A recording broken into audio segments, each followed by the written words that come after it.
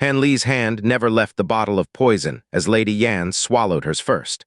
A mortal boy caught between martial mothers and immortal schemes, and the only currency that matters is who lives to see tomorrow. Subscribe to walk the cultivation road.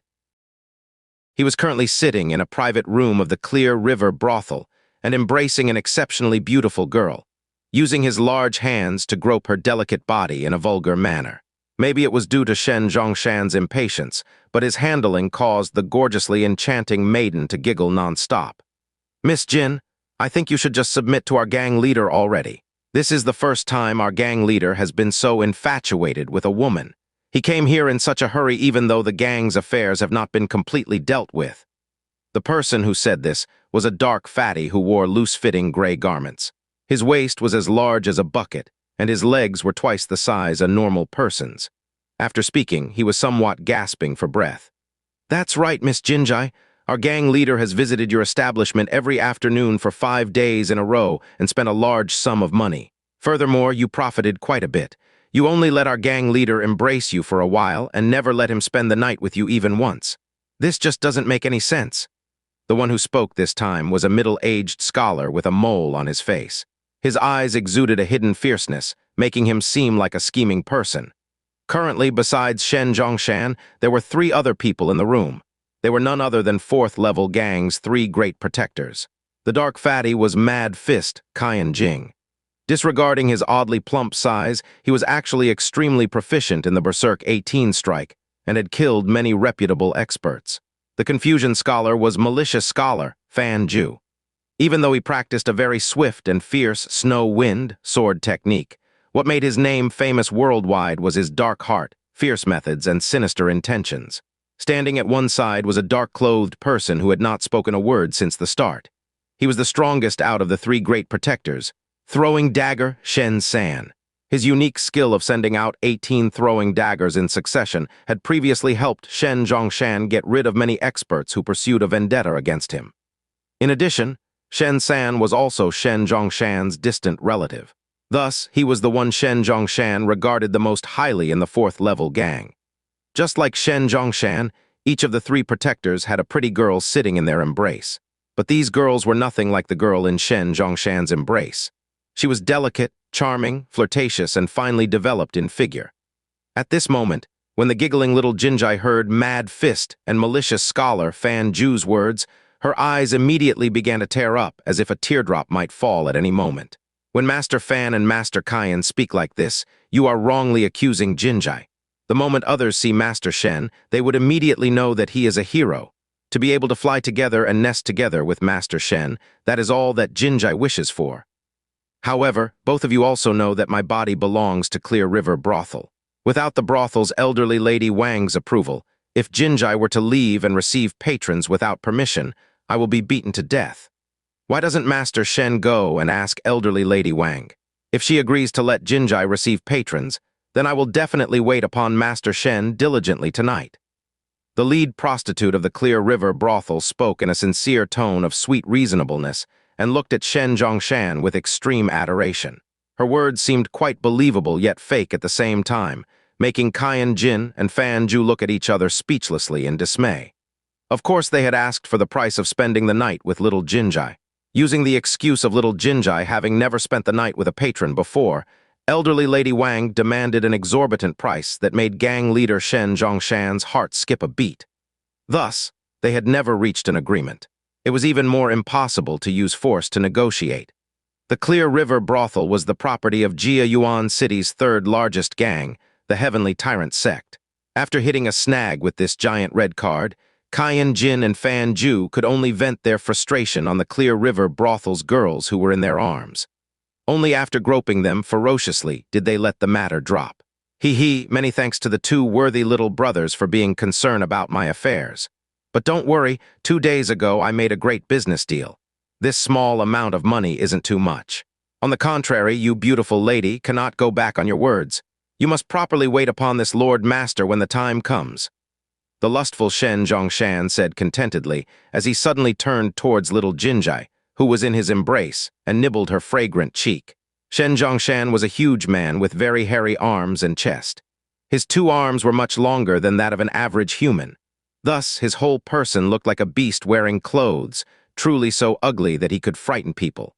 A few years ago, this extremely boorish man used open arm punch, a skill that he mastered to perfection, to kill the fourth-level gang's predecessor, Gu Tianpo, and his trusted aides, the four great warlords, thereby seizing the position as gang leader. Therefore, in the entire Jia Yuan city, he was definitely a part of the top-ranking experts and must not be underestimated. Master Shen, little Jinjai appeared very bashful when Shen Zhongshan sneakily bit her cheek and behaved like a spoiled child in his arms, making Shen Zhongshan quite pleased with himself as he laughed heartily. Dong dong, right in that moment someone knocked on the door. "Who is it?"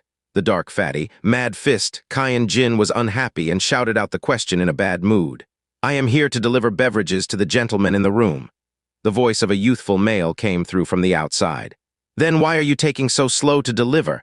I've already complained that there are not enough drinks." The dark fatty spoke without thinking when he heard the reply. In the wake of Kaiyan Jin's words, a young man wearing servant clothes came in. The ordinary-looking youth was holding a tray with both hands. There were several dishes and 2 bottles of alcohol on the tray. "Quickly bring the alcohol here. I want to see how it tastes like." Fatty Kaiyan Jin was a typical drunkard. Thus his eyes immediately brightened up and he clamored incessantly when he saw the 2 bottles of alcohol. "Yes, this servant will carry it to you." This person, with an appearance of a young servant, walked forward a few steps and placed a wine cup on the table. The moment the fatty saw the wine cup, he immediately grabbed it in his hand and wanted to down it to taste its flavor. "Wait, fatty." The quiet black-clothed person, Shen San, suddenly stopped Kaiyan Jin from pouring the alcohol into his mouth. "What's going on?" Kaiyan Jin asked, baffled by Shen San's warning. Due to his continuous trust in Shen San, he unconsciously stopped himself from drinking the alcohol. "The one who originally served the food wasn't you, but was someone else." Shen San did not pay notice of the fatty's misgivings, but instead kept his hand on the saber at his waist and slowly stood. He coldly asked the young servant with the wine, "Because there are too many guests, Li went to another room to run some errands. I am his replacement. Uncle, what's wrong?" This young servant was looking attentively at Shen San. His complexion turned completely white after a moment as he replied, completely fearful. Seeing this person's expression, Shen San's expression had somewhat relaxed. However, he still seemed ill at ease. He turned his head to the little Jin embraced by Shen Zhongshan and asked, "Miss Jin, do you know this person? Is he truly a person from your Clear River brothel?" This amazing beauty showed an expression of embarrassment, but still somewhat awkwardly said, "I won't conceal this from you, Grandpa Shen. This person does seem really unfamiliar, however. Our Clear River brothel contains over several hundred people.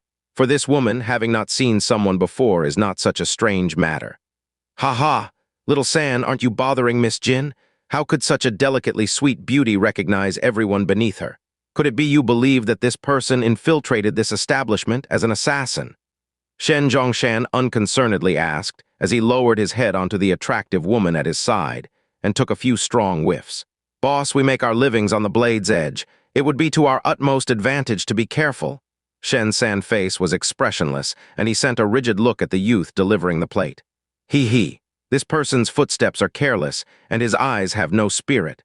With a single look, you can tell he is no martial artist. If you still don't feel at ease, I still have a method that will identify his authenticity."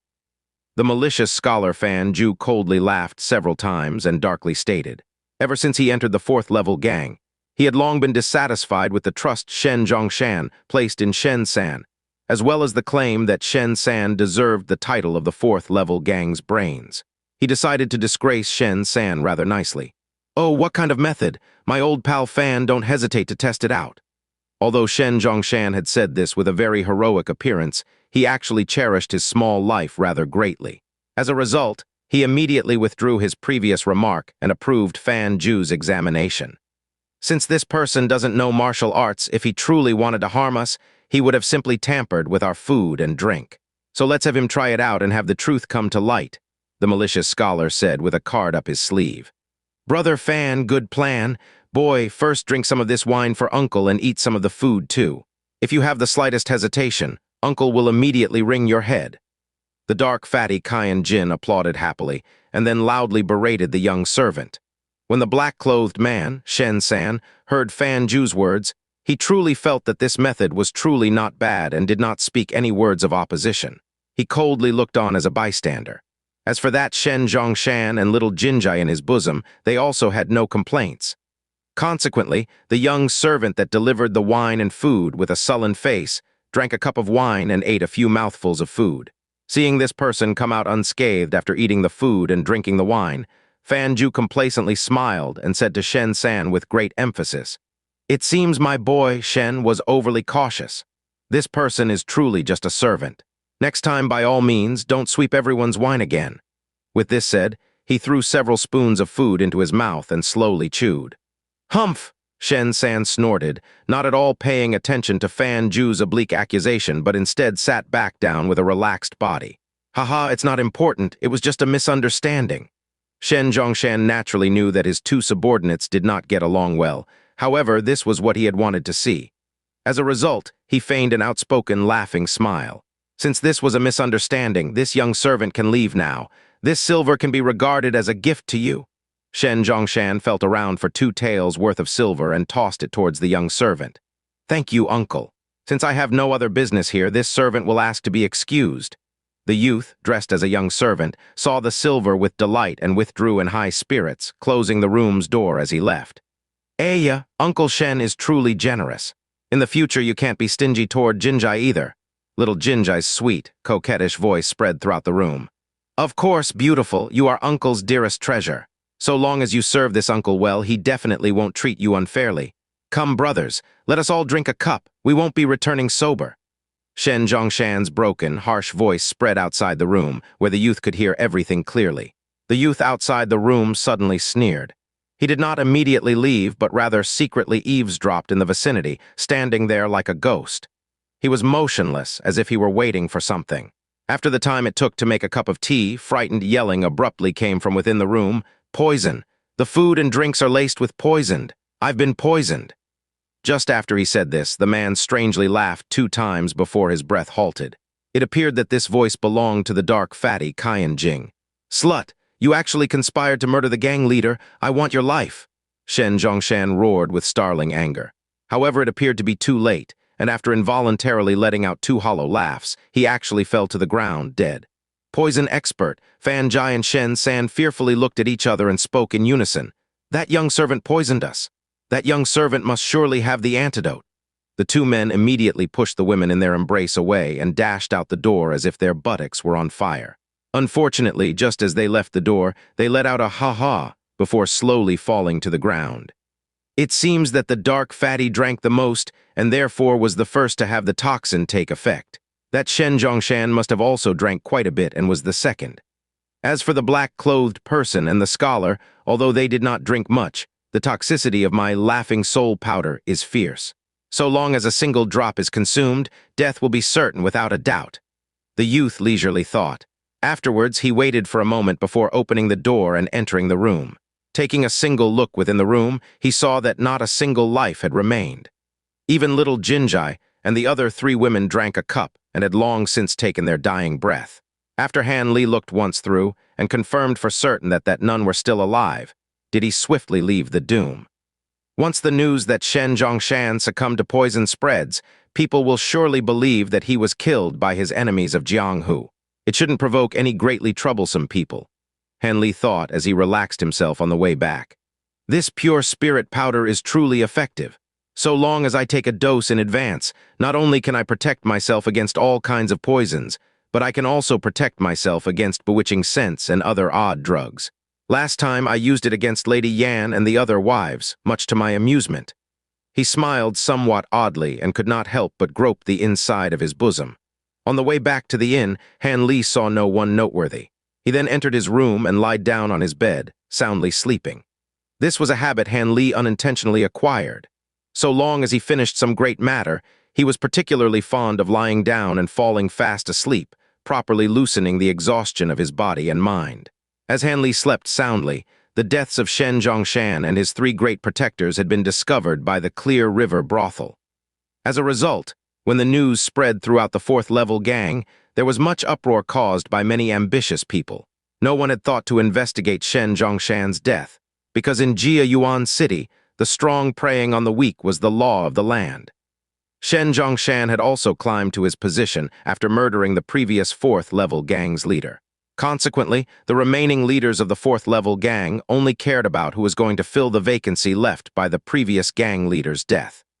As a result, incompetent candidates and those who remained unconvinced all competed in a fiery melee for the position of gang leader. Eventually, for the fourth-level gang, this broke out during the same evening. The morning of the next day, the outcome was shockingly discovered by common gang members of the lowest gangs, those who had never taken part in the melee. In the entire fourth-level gang, the one left standing was unexpectedly Sun Ergu, who could barely lift his eyes from exhaustion. Last night, this Sun Ergu had actually killed the rest of his senior opposition. Once no one dared to stand in opposition against him, he smoothly ascended to the position of fourth-level gang's gang leader. Furthermore, the other gangs in the Western City District were given notice, confirming his succession. After Han Li, the one that plotted this behind the scenes, rose from a comfortable sleep, he showed up in the Mo estate at the small and rather unique building. He was facing the still-standing Lady Yan and several other beautiful women. However, behind them were the three great beauties of Jia Yuan City, teacher Mo's three tender daughters. Han Li had seen Mo Yuzhu and Mo Keihyun before, and thus his gaze was mostly focused on Dr. Mo's adopted daughter, Mo Fengwu. Wearing a yellow jacket, Mo Fengwu had a face shaped like a goose egg. It seemed she was 16 to 17 years of age, and her entirety was filled with an extraordinary gracefulness, giving Han Li the impression of a dainty spirit. At this time, because Han Li was attentively watching Mo Fengwu, she had somewhat shyly lowered her head, revealing an exquisitely slender, snow-white neck. Upon seeing this, Han Li could not help but secretly swallow his saliva several times.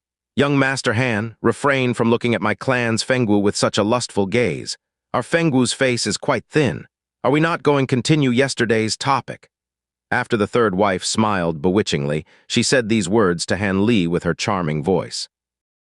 "Topic? What topic? I came here asking for your final decision. Do you want to depart from here and live in secrecy? Or would you rather have me dispose of one of your great adversaries?"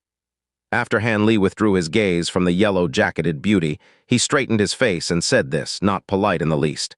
After Lady Yan heard Han Li's words, she wrinkled her brow and slowly said this to Han Li. "Young Master Han, don't be in such a hurry. After we sisters thoroughly thought this through yesterday, we had decided to choose the second option. However, we wish to change the terms a bit. I already emphasized that I do not wish to haggle with the several madams over the terms. This matter cannot be changed. Agree to my conditions and choose," Han Li said, suddenly showing displeasure. "Young Master, what do you think about my daughter's looks?" Lady Yan did not take notice of Han Li's displeasure and unexpectedly turned the conversation toward the three Mo sisters. National grace with the scent of divinity. To praise the innate beauty of these women with these words would not be excessive. Han Li was surprised, but immediately replied with a light smile. He somewhat vaguely understood Lady Yan's plan. "Our request is well within reason. So long as your distinguished self can eliminate the heads of the Rainbow Sect and the Hegemon's Villa, not only will we give you the precious warm Yang Jade for detoxification, but you can also take all three sisters as your wives and concubines. Were you not looking at Fengwu just a moment ago? So long as you agree, she could be of your Han clan," Lady Yan earnestly said, pointing behind her to Mo Yuzhu and their daughters. "Fourth mother, mother!" Mo Yuzhu and Mo Keihyun's expressions greatly changed, and they could not help but cry out. It was clear that these two had not been informed of this and were frightened pale by Lady Yan's rash promise. Apart from Lady Yan's complexion turning slightly pale, she had still kept her calm. It was no surprise that they were so alarmed. Han Li's appearance was truly not astonishing at all, and he was a world of difference away from the two's image of their ideal husband. They didn't share a single common trait with him. How could they be willing to marry themselves to Han Li? "Stop talking. This is a matter that I and your mothers have already decided upon. If you do not comply, you will be expelled from the Mo estate," Lady Yan said with a cold voice as she lowered her face. Hearing these words being uttered, the three Mo sisters were all stunned. Mo Yuzhu slightly bit her almond lips as her complexion ashened. The dazed Mo Keihyun gazed toward her second mother and fifth mother, both of whom usually loved her the most dearly, while begging with her eyes. Only Mo Fengwu was somewhat better, but her body had lightly trembled. She motionlessly leaned against the wall. There is no need to threaten the young ladies. I cannot agree to your conditions. It's like how that old saying goes. No matter the circumstances, I will not brave pointless hazards. I quite cherish my little life. After a moment of silence, Han Li replied with a lowered voice, flatly rejecting Lady Yan's proposal. As for Han Li, to say that his heart was not moved when facing the three beautiful Mo sisters would be a completely false statement. However, Han Li had already carefully considered that if he were to kill the other two hegemons of the land province, it would surely provoke the notice of someone observant and cause life-threatening disaster to descend upon him. Just by thinking about it, after the Rainbow Sect and the Soul Hegemon's villas collapse, Lady Yan was certain to bring the fearsome Flood Dragon Association to great power and become the greatest beneficiary. In addition, with the abrupt appearance of a stranger in the Mo estate suddenly taking Mo's three tender beauties as his wives, it would undoubtedly imply that he was this matter's greatest contributor as well as the killer. If this were to provoke some mysterious force that watched over cultivators, then nothing good would happen to this dabbler in cultivation. It was more than likely that he would not be able to keep his little life. In that case, what use would there be for the exquisite, ravishing, dainty beauty of these three Mo sisters? As a result, Han Li inwardly gave himself a bitter smile and shoved the appearance and fragrance of the three great beauties to the side. As for whether the Mo sisters were fond of him or not, Han Li could not care less. So long as he obtained these beautiful women, then acquiring their hearts was only a matter of time. However, to say this at this moment was already useless. If Han Li's previous words had scalded the hands of the three Mo sisters like a sweet potato, that absolutely didn't trouble him at all. He currently planned to dissolve the cold yin poison from his body as soon as possible, and then depart from this quarrelsome place. As for whether the Mo estate would later acquire disaster or fortune, that had nothing to do with him. Han Li spoke of his rejection. Although the faces of Lady Yan and the other wives weren't good, the Mo sisters have grown a rather favorable impression of him. Even the youngest, Mo Keihyun, smiled through her fake tears that created a devil's mask with which she disguised herself in front of Han Li. In addition, even Mo Yuju's and Mo Fengwu's impression of Han Li had softened by considerably, causing them to view him in a new light. Lady Yan sighed. The rest looked at each other with meaningful glances and then turned their bodies. Helpless, Lady Yan said, "Since young Master Han hasn't changed his mind, then we will leave the matter alone. We will reach a deal according to young Master's conditions. So long as young Master Han can kill the Hegemon's Villa Sovereign, Furious Lion, Xianxia, we will hand over the precious warm Yang Jade that will let your distinguished self be detoxified." He. You women are quite good at scheming. I heard this, Xianxia is at the prime of his life and has yet to have children. The Hegemon's Villa will almost certainly collapse immediately after his death. Its subordinates would be in complete disarray, too busy to worry about the fearsome Flood Dragon Association. Han Li stroked his nose, softly laughing. When Lady Yan heard Han Li's words, she gave Han Li a cold glance. "It is not as you say. Do you know who it was that sent Wu Jianming here? It was by the order of this sovereign Aoyang. In addition, Wu Jianming is Xianxia's seventh disciple and is extremely doted upon. The sovereign of Hegemon's Villa was of the same generation as our Lord Husband and is of nearly the same age. From the beginning, he has been ambitiously wanting to proclaim himself sovereign of the entire land province, and thus he employed the tactics first weak then strong, striving to first consume the fearsome Flood Dragon Association and then deal with the Rainbow Sect. Several years ago, he instigated my Lord Husband's sword little brother Ma Kongshan and my Lord Husband's second disciple, Zhao Kun, to attempt to split the fearsome Flood Dragon Association. In the end, it was seen through by us sisters, and we killed those two and their accomplices in advance. However, the fearsome Flood Dragon Association's strength had been greatly damaged. We had to retreat step by step under the pressure from the Hegemon's Villa's advancing army. As a result, we had no choice but to pull back our men and entrench ourselves in Jiayuan City. Lady Yan softly spoke of a few of the fearsome Flood Dragon Association's secrets. However, your current influence in Jiayuan City seems to not amount to much either. Couldn't the Hegemon's Villa just exterminate you in a single vigorous attempt? Han Li thought for a moment and asked, slightly puzzled. Xianxia, that madman, doesn't dare to attack here. Naturally, he has his reasons. If you want to, so long as you agree to our sister's original conditions, I will tell young Master. Third wife Liu giggled, telling half-truths with her alluring voice. Hee, let's forget about it then. I was just a bit curious. Han Li remained completely calm and collected. Really, not a single bit masculine without even the slightest intention of bringing out a bit more force. Third wife Liu said with her small mouth, as if teasing Han Li. Lady Yan and the others turned a blind eye to the third wife's actions. However, the three Mo sisters' faces had turned red. After all, their own elder had teased the man they were originally about to marry right in front of his face. Outrageous, Mo Kei-hyun pouted and firmly glared at Han Li. However, Han Li seemed to not notice this in the least, as if he were in his own world. Instead, he replied, "Third Martial Mother speaks of this quite lightly. Since a bit of force could cost me my own life, I'm fine with not being a masculine man. I'm fine so long as I am a man." Perhaps Han Li's last sentence was a bit too frank, because not only did it stun third wife Liu, who pursed the lips of her enchanting smile, it also annoyed second wife Li and Lady Yan. "Young master, how do you plan to take Aoyang Feishan's life? This person spends his days hiding deeply within the villa and rarely leaves. Not only is he at the pinnacle of martial arts, his shrewdness is outstanding. He is quite a difficult opponent to deal with," Lady Yan firmly said with a stiff complexion. "Lady Fourth shouldn't worry about that. You just have to prepare me a good horse and a portrait of this person. Then I will make him disappear from this world." "I hope so," Lady Yan softly spoke. "Back to the previous topic. Shouldn't you give me a guarantee that when I return from my completed task, you women will not become hostile and refuse to acknowledge your debt?" Han Li intoned, soft as a feather. "What kind of guarantee does your distinguished self want?" Lady Yan didn't show any discontent, but rather seemed to have already anticipated this demand.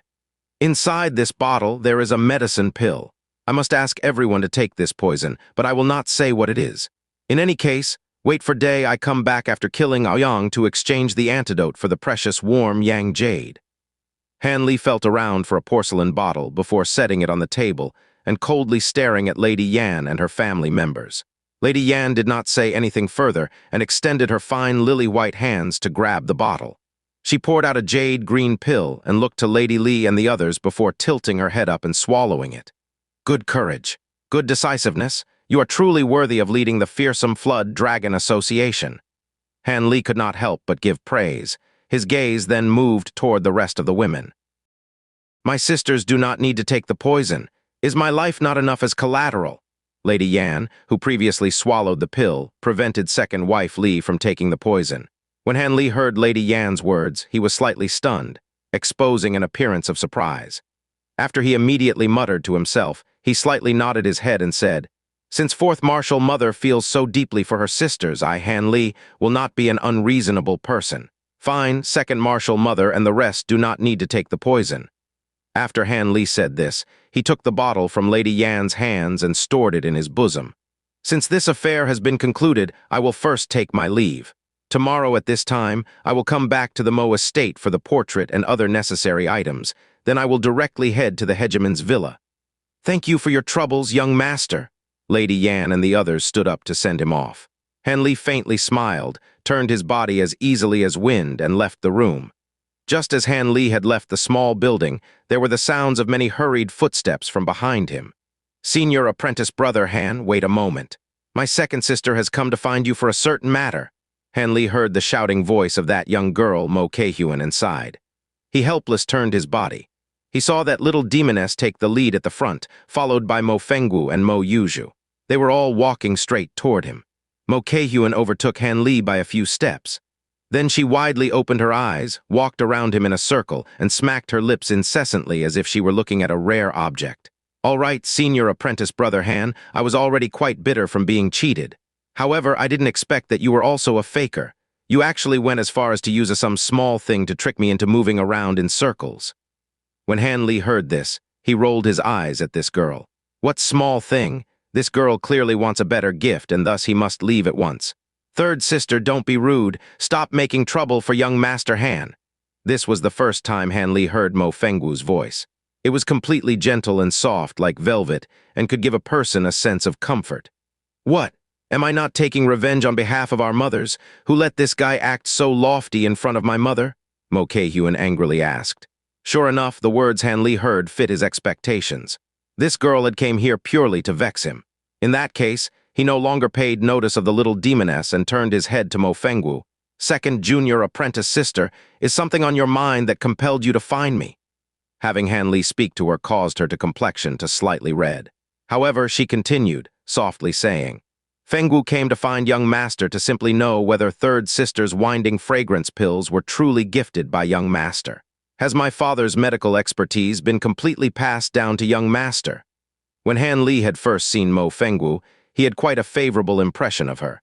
Now that he had seen this shy jade person speak so tenderly, his mind could not help but feel a large amount of sympathy toward her. As a result, he politely said, "In response to second junior apprentice sister's question, Han Li will naturally say all he knows. Junior apprentice sister, Kei-Huan's winding fragrance pills were truly gifted by me. I have also indeed learned many medicinal recipes and obtained great medical expertise. This winding fragrance pill was such a recipe ... Could it be that junior apprentice sister Fengwu is greatly interested in this?" Ever since Han Li had seen the medicinal herbs growing in the back garden, he knew for certain that there was someone here learning Dr. Mo's medical expertise. Now that he saw Mo Fengwu ask this, his mind knew that it was most likely to be the jade person before him. As expected, after Han Li said these words, this young woman, who originally seemed extremely gentle and quiet, displayed a cheerful expression from her eyes as she said, "I won't conceal this from young master. Ever since Fengwu was a child, she was greatly interested in father's medical skills and meticulously studied many of father's medical books and experiences. Unfortunately, when father departed the Mo estate, Fengwu's age was still young, and thus, what she had acquired was quite limited." After she finished speaking, Mo Fengwu was somewhat hesitant, but still she continued, "Therefore, Fengwu has a request which she hopes young master will be able to complete. Is it possible for your distinguished self to give a copy of father's medical skills and insight to Fengwu to let her learn a few things and deepen her own medical expertise?" After she said these words, this second junior apprentice sister from the Mo estate blushed. It was clear that to boldly request this of him was quite embarrassing for her. After Han Li finished hearing the jade person's request, he didn't think of it in the least and immediately agreed. "No problem. Tomorrow, when I come to the Mo estate, I will give the few of Dr. Mo's remaining manuscripts and prescriptions to second junior apprentice sister. Naturally, these already belong to the Mo estate. I had originally planned to hand them over to fourth martial mother, but since second junior apprentice sister wants them, giving them to second junior apprentice sister would be the same," Han Li said with a smile. "A great many thanks, young master. Fengwu can't help but be grateful." Mo Fengwu's face showed an appreciation for his decision. "Second sister, why in the world are you thanking him? Did you not hear him say that those objects originally belonged to us? He should be giving them to you of his own volition." The nearby Mo Kei-Huan blinked several times before interrupting. After Han Li heard the words of the young girl, he shot her a glance and thought, "If it wasn't your second sister, such a gentle and pleasant beauty, requesting this of me, would I still return these items, which fell into my possession, to the Mo estate? I wouldn't even think of it. Third sister, don't speak drivel. Young Master Han will bring us father's remnants without the slightest hesitation. This sufficiently shows young master's intentions." Seeing something amiss between Han Li and Mo Kei-Huan, Mo Fengwu hastily chided the young girl and then pulled her away. After she gracefully bowed to Han Li, she took her leave. From the beginning to end, the Mo estate's eldest daughter, Mo Yuzhu, hadn't said a word. After she saw her two sisters depart, she took a deep look at Han Li and left. The Mo estate's eldest daughter, what meaning did her glance hold? Does she appreciate me, loathe me, or even both? Han Li threw Mo Yuzhu a departing glance, somewhat at a loss. However, Han Li shrugged his shoulders and thought of it no longer. He then left the Mo estate.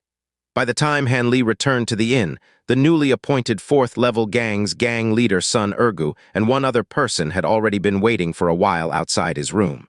Naturally, Crooked Soul was there as well. After Han Li saw Sun Ergu, he nodded his head and pushed open the room's door. Sun Ergu and the other person immediately followed him inside. Then each person had a man respectfully standing on either side of them to attend to their needs. After Han Li sat down, he sized up the stranger that came in with Sun Ergu. He was a robust man of perhaps 30 years and had a frightening face as well as a fearsome appearance. "Seeing your bright red face, you must have already acquired the seat as the gang leader of the fourth-level gang," Han Li faintly said to Sun Ergu. Take a seat, take a seat. It was because of this young master's backing that this servant is where he is today," Sun Ergu hastily replied, beaming with joy. "So long as you know." I will not meddle with the fourth-level gang's affairs, but you must use the fourth-level gang's power in accordance to my instructions. Otherwise, I wouldn't mind switching in a different gang leader. Han Li coldly warned. These words made Sun Ergu, originally lost in joy, immediately shiver, greatly clearing his clouded mind. I will follow young master's instructions at any cost. Even if it costs me my life, I will do it. Sun Ergu assumed a loyal appearance in a rush. Han Li faintly let out an N, no longer taking notice of Sun Ergu and instead turning his gaze to the other man. You were the one that heard the immortal's conversation? Han Li asked, rather interested. That's right. This servant Zai Tainyu had truly heard this. The robust man respectfully replied. Though this person might be strong and tall, he was not at all stupid. He clearly understood that this unremarkable youth before him had elevated Sun Ergu, who was originally of the same status of himself, to the gang leader's position. Thus, he didn't dare be negligent. Han Li was very satisfied. So long as this man was clever, this affair would be handled smoothly. Tell me about the day when you saw the immortal couple from start to finish. If I am satisfied, I'll have you be Sun Ergu's assistant and turn you into the fourth-level gang's vice-gang leader. Han Li knew that only with the attachment of rewards would others work with enthusiasm. As a result, he made such an unrestrained promise. As expected, when Zai Tainyu heard what was said, he was delighted. He excitedly slapped his chest immediately, expressing that he would surely satisfy Han Li. When Sun Ergu heard these words, he was somewhat unwilling. However, he didn't dare to show the slightest bit of disagreement on his face. As a result, after Zai Tainyu calmed down a bit, he narrated the day he came across the immortals once through and in great detail. Zai Tainyu's account and the finer details spoken by Sun Ergu were much different, but the overall course of events were almost entirely the same. This immortal couple, did they mention any time or place? After Han Li finished hearing Tainyu's statement, he asked of the matter that he was most concerned about. Time, place? When Zai Tainyu heard this, he was stunned momentarily. It seemed he had no recollection of it. But now, seeing Han Li so serious, he knew this was the crucial point of his service. He lowered his head and pondered deeply, trying to recollect his memory. Half a quarter of an hour later. Got it! Zai Tainyu suddenly shouted, raising his head. His face was completely cheerful. I heard the female immortal tell her male companion that before they participate in the immortal's great assembly, he was to accompany her to an immortal gathering place called the Great South Valley. Could almost mean southmost or the most southern. Great South Valley? Han Li softly murmured to himself. He had never heard of it before, not even the slightest impression. Han Li turned his gaze to Sun Ergu. If this place had a name, then this local gang boss should have a bit of information. There is no such place in Jia Yuan City. If there is truly such a valley, I would remember it quite clearly. Sun Ergu creased his brow and shook his head left and right. Did you for some reason remember incorrectly? Han Li brought his gaze back to Zai Tainyu as he spoke in a cold, severe tone. I absolutely did not. That woman also said that, as long as they hurry for half a day, she would be able to attend the meeting with her friend at Great South Valley. Zai Tainyu said, hastily swearing to the heavens. Half a day? If a person were to walk by foot, then they would no longer be in the vicinity of Jia Yuan City. But if these two were rushing on flying beasts, then the scope would be great. Even so, it shouldn't stray from the boundaries of Land Province. Han Li inwardly pondered. Do you two know of any places called Great South Valley, or with names that include Great South? Han Li's expression eased a bit as he asked the two. Sun Ergu and Zai Tainyu looked at each other and spoke nearly at the same time. Great South Temple. Great South Mountain. There are two places called Great South. Han Li was surprised. Groaning, he started to have a small headache. Young master, there isn't. There is only one, Sun Ergu hastily replied. That Great South Temple was built on Great South Mountain. Zai Tainyu added, not to be outdone. Oh, very good. Then it seems that Great South Valley should located there, Han Li easily stated. But young master, we have never heard of a Great South Valley near Great South Mountain. It could be wrong. Sun Ergu warned with doubt. When Han Li heard this, he chuckled. It isn't wrong, it's this place.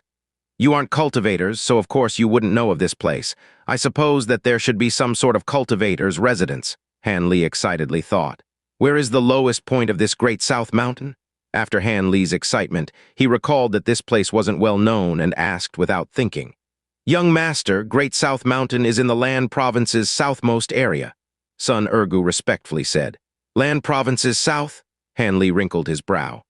The hegemon's villa and the sovereign he was to assassinate were right in the center of the land province, out of the way and absolutely inconvenient. It seemed that he would have to make several trips. Sun Ergu, after you return, have Zaitiniu become the 4th-level gang's vice-commander. I know you aren't too willing, but since I already promised this person, the promise must be kept. Han Li instructed Sun Ergu. I don't dare to refuse, young master. Your wish is my command. I wouldn't voice even half a complaint. When Sun Ergu heard this, he had a fright. Recalling what Han Li had said before, his complexion turned pale. Be at ease, I am well aware of your loyalty. This bottle contains the antidote that will completely dissolve the poison in your body. Just like I promised, you will have nothing further to fear. I treat everyone fairly, so I will certainly not cheat you. Han Li removed a bottle of medicine and handed it over to Sun Ergu. When Sun Ergu saw this, he was pleased beyond expectation. The rotten heart pill inside his body had made his meals unappetizing and his sleep restless. Now that he could completely remove it, how could he not be moved? Thank you, young master. Thank you, young master. This servant will certainly repay this favor even if he were to die the cruelest death. After Sun Ergu took the bottle, he sincerely said these words. Han Li non-committedly nodded his head. The reason why he had given the cure to Sun Ergu, so frankly, was mostly because he felt that giving Sun Ergu a dose of antidote every month would be far too troublesome. Since he would be far away from Jia Yuan City for a prolonged period of time, he decided to forgo using poison to control Sun Ergu. Of course, if someday these two truly betrayed him, Han Li wouldn't care about it in the least. He would just immediately kill the two and find their replacements. In addition, Han Li had no use for the 4th-level gang as of now. He had already prepared the 4th-level gang to be a fallback plan in case all else failed. Han Li clearly understood that in this world, there were no loyalty nor betrayal without reason. By using force to control others, it would be the easiest method to acquire the desired results. But at the same time, it was also the worst method, because the party being forced may retaliate at any time. As a result, if one were to instill some loyalty, it would be best to include both incentives and punishment. Hence, Han Li gave Sun Ergu the cure. On one hand, he would greatly raise Sun Ergu's loyalty for a long period of time. On the other, Zaitiniu and Sun Ergu would feel meaning behind his words. Results will merit rewards and mistakes will be punished. This benefited Han Li's long-term control over the two. That was what Han Li had thought after some deliberation. After Han Li saw Sun Ergu consume the cure, he suddenly said something that made Sun Ergu both frightened and happy. I will leave Crooked Soul in your care later on, but I won't allow you to use it to provoke quarrels. Although this Crooked Soul may be ferocious, there are a great many extraordinary eccentrics in this world. You might be so unlucky as to provoke a deathly calamity. Keep this in mind, Han Li said with a heavy tone. Of course, I will keep this in mind. I will properly make arrangements for Sir Crooked Soul. Esteemed young master, please feel at ease. Sun Ergu was like a chick pecking grain, nodding his head incessantly.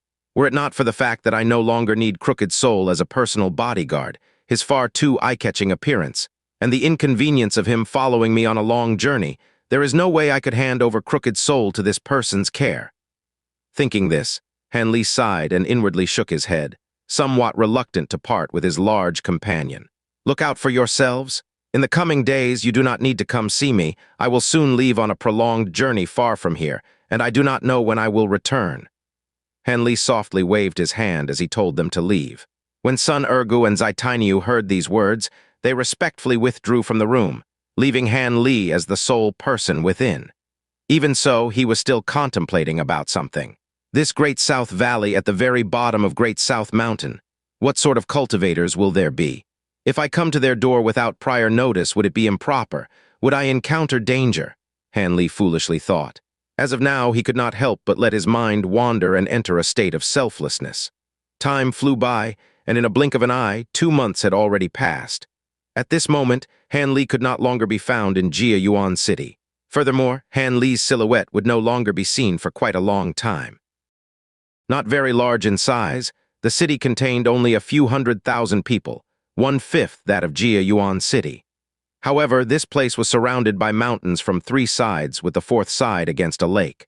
Unlike the rich nobles' vacationing destinations, this graceful environment facilitated the growth of several rarely seen fruits, a local specialty that caused this small city to have quite a reputation. Great South Mountain was located not far west of Guangui City. It stood 3,000 meters high as the Lan province's fourth tallest mountain and was enveloped in mist all year long. On the mountain's peak, there was a moderately sized temple, Great South Temple. Because this temple's divinations were quite accurate, every year a few high-ranking officials and nobles went out of their way to come pray, giving large amounts of monetary offerings to the temple. As a result, it earned a widespread reputation for burning incense without interruptions at its temple front. Currently, in the woods down at the base of Great South Mountain, a person was sitting in the dense undergrowth beneath a huge tree.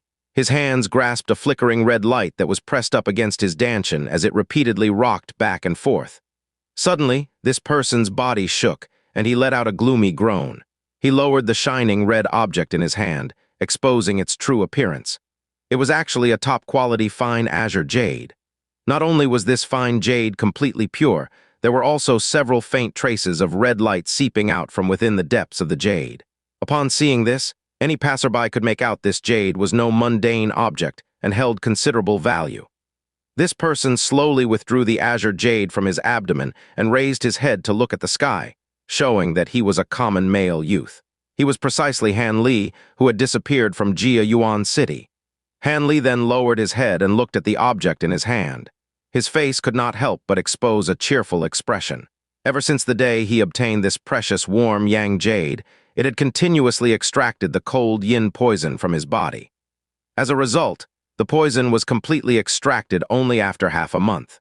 Even so, it had not been easy. When drawing out the poison, Han Li greatly suffered from an aching itch that entered his bones. He still had lingering trepidation every time he remembered the experience. However, this precious warm yang jade was truly a treasure.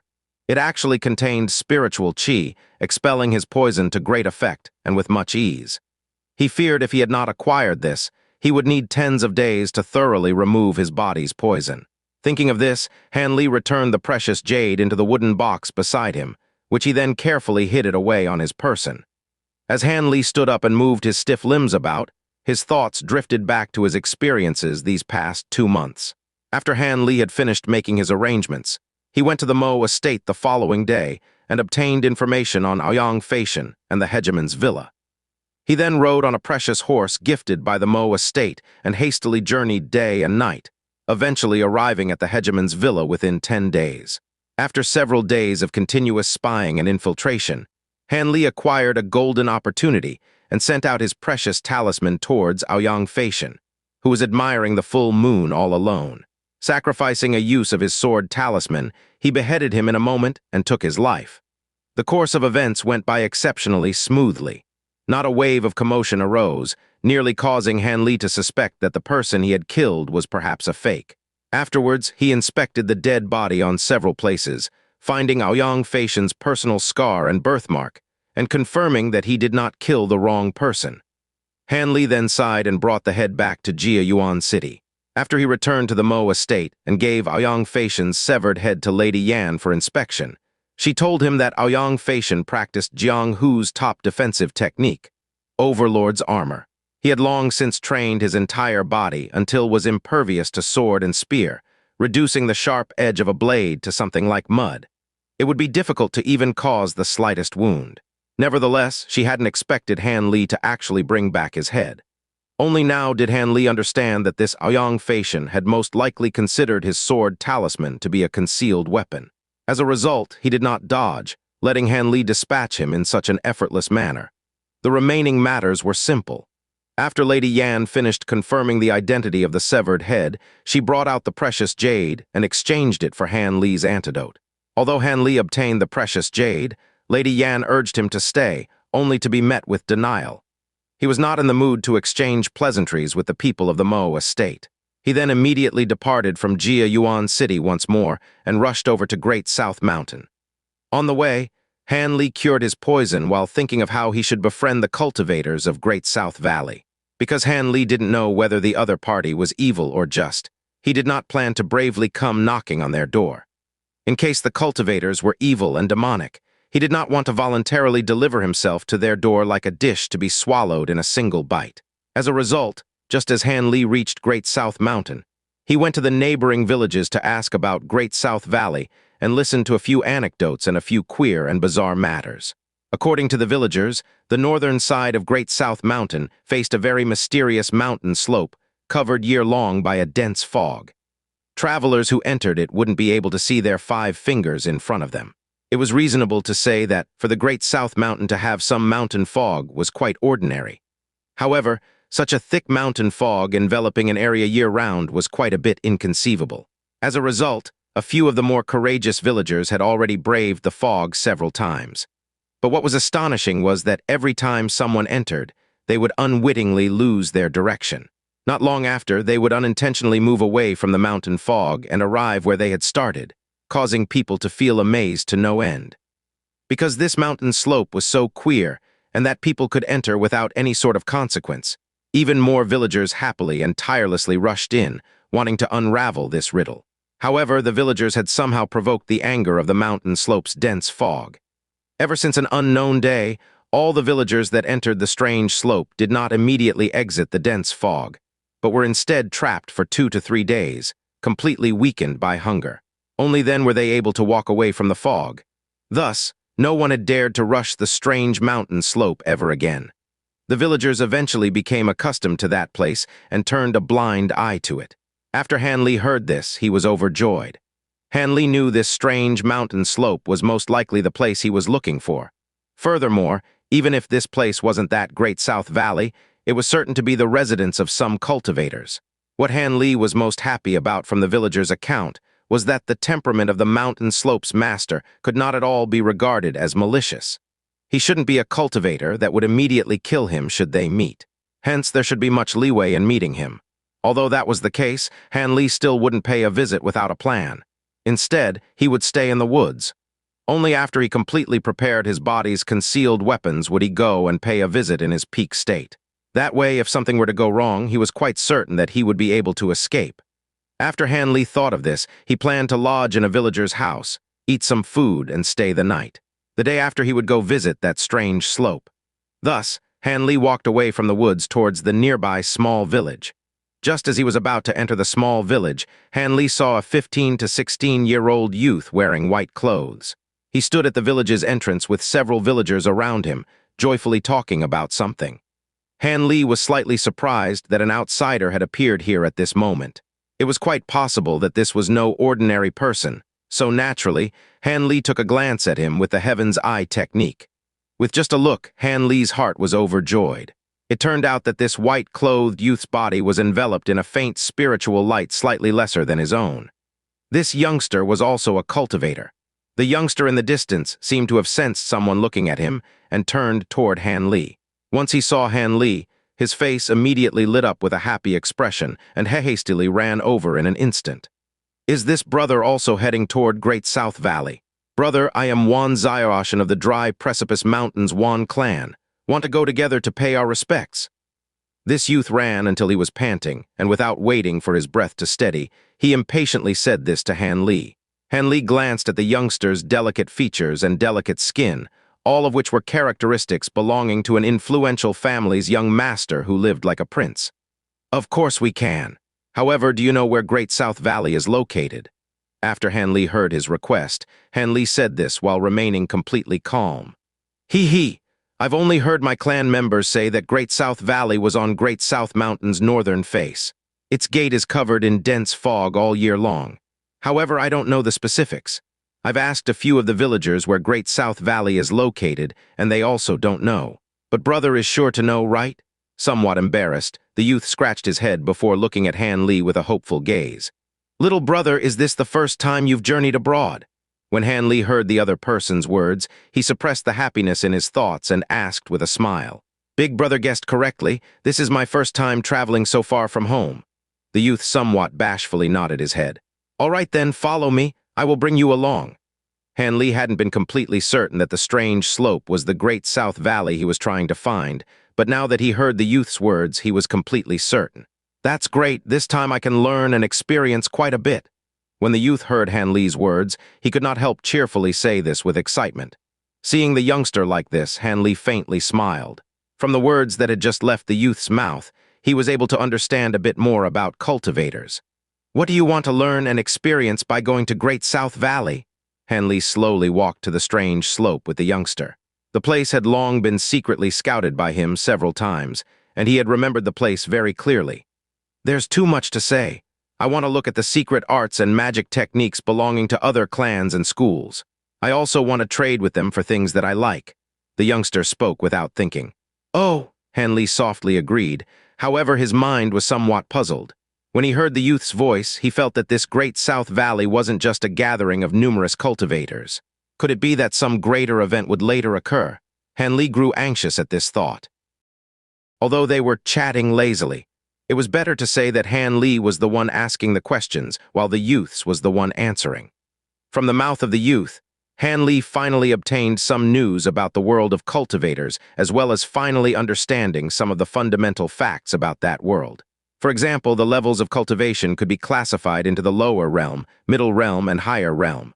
The lower realm consisted 5 stages: chi condensation, foundation establishment, core formation, nascent soul, deity transformation. The middle realm consisted of void level, integration level, and great ascension level. And upon reaching the higher realm, it could be said that one truly stepped into the realms of immortals. Cultivators at the higher realm could fly through the skies and visit the immortal realm with a lifespan as long as that of heaven and earth. However, it was easier said than done. It was extremely tough to cultivate to such a level, not to mention cultivating all the 3 realms. Even in the most basic, the lower realm, there was no one in the history of state of UA who had successfully cultivated to the peak of the deity transformation stage. At most, they were stuck in the nascent soul stage. But even then, reaching nascent soul was exceedingly rare. Only a few eccentrics with great luck and karmic fortune would be able to do so. According to the youth, an individual's lifespan was directly linked to his cultivation level, and each successive breakthrough would prolong his lifespan. Mortals, at most, could only live for 100 years, but even that was very rare among mortals. For cultivators who successfully stepped into foundation establishment, they would have a lifespan of 200 years. This was very common, and if an individual was lucky enough to reach core formation, his lifespan would be further doubled to 400 and 500 years. And if that individual somehow managed to meet a fortuitous encounter through have extreme luck and managed to form his nascent soul, then, congratulations. His lifespan would be extended to 1,000 years. As long as the person in question was a cultivator, this was all within the realm of possibility. Suddenly, the white-robed youth stopped here. He was extremely envious of those eccentrics with a lifespan of 800 to 1,000 years. These people had 10 times the lifespan of a normal human. Hanli was awestruck as he listened by the youth's side, but he had already guessed that lifespan of cultivators would be longer when compared to that of ordinary humans. But what he hadn't expected was that the differences in lifespan would be so ridiculous. 1,000 years of life, wouldn't that mean that the eccentric had become a 1,000-year-old tortoise? Hanli thought in his heart somewhat maliciously. But if just reaching the nascent soul stage would enable you to live so long, what about deity transformation stage? And the further stages in the middle and higher realms, how long would they live then? Hanli finally couldn't bear it anymore and indirectly asked. Who knows? Maybe they can live forever, enjoying eternal youth, the youth exclaimed. Legend has it that cultivators who reach the great perfection circle of the deity transformation stage have to leave this world and travel to a higher realm in another space. But as to where and what the higher realm is, no one knows because no one has ever returned from there. No one has ever returned. Then how do we determine the different levels of the deity transformation stage? Hanli asked, somewhat dejected. Why? However, the youth in front of him probably could not answer this as well. Other than the different levels in cultivations, Hanli now had a general understanding of the cultivation clans and sects within the state of UA. The youth may not know matters of other places, but regarding the state of UA's cultivation world, the youth seemed quite knowledgeable as he proceeded to explain in great details. From his mouth, Hanli knew that in the state of UA there existed a total of 7 cultivation sects. The Masked Moon Sect, Yellow Maple Valley, Spirit Beast Mountain, Clear Void Sect, Saber Transformation Dock, Heavenly Imperial Fortress, and the Giant Sword Sect. Out of these 7, the Masked Moon Sect was the most powerful. Spirit Beast Mountain was a close second, and as for the rest, their power levels were roughly evenly matched.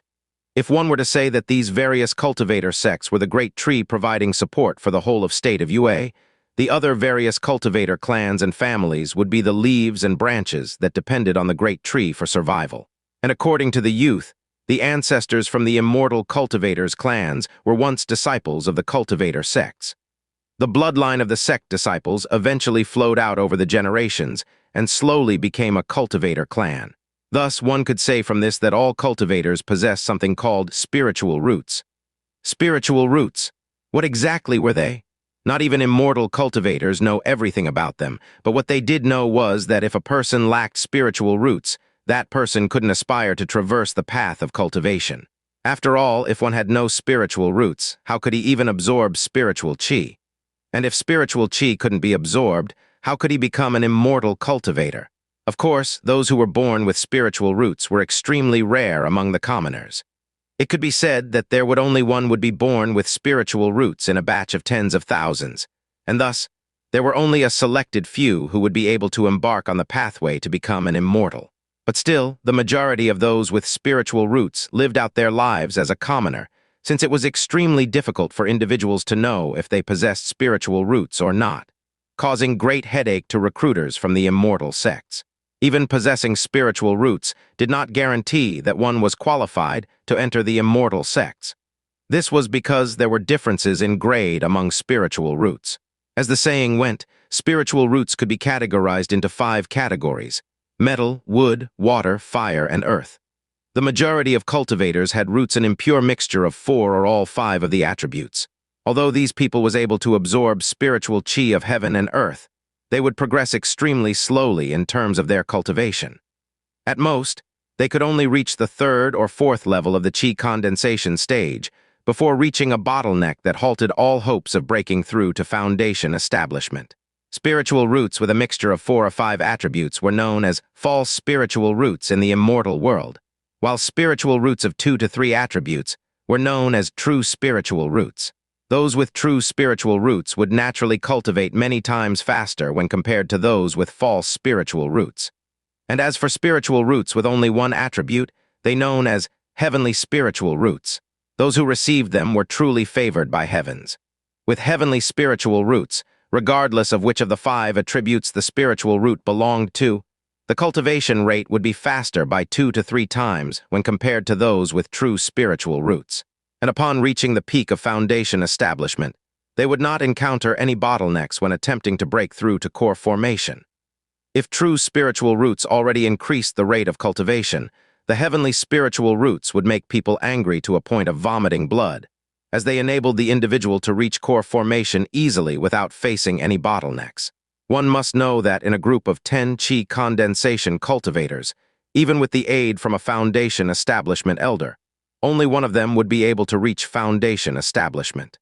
But as for core formation, not even 1 in 100 foundation establishment cultivators would be able to reach it. The probability of reaching core formation could only be described as immensely difficult, which was why many people were envious of those who possessed heavenly spiritual roots. Every time someone with heavenly spiritual roots appeared, they would be frenziedly sought after by the immortal sects. After all, this meant that in the future, their sect would have an additional core formation elder, furthering consolidating the power of their sect.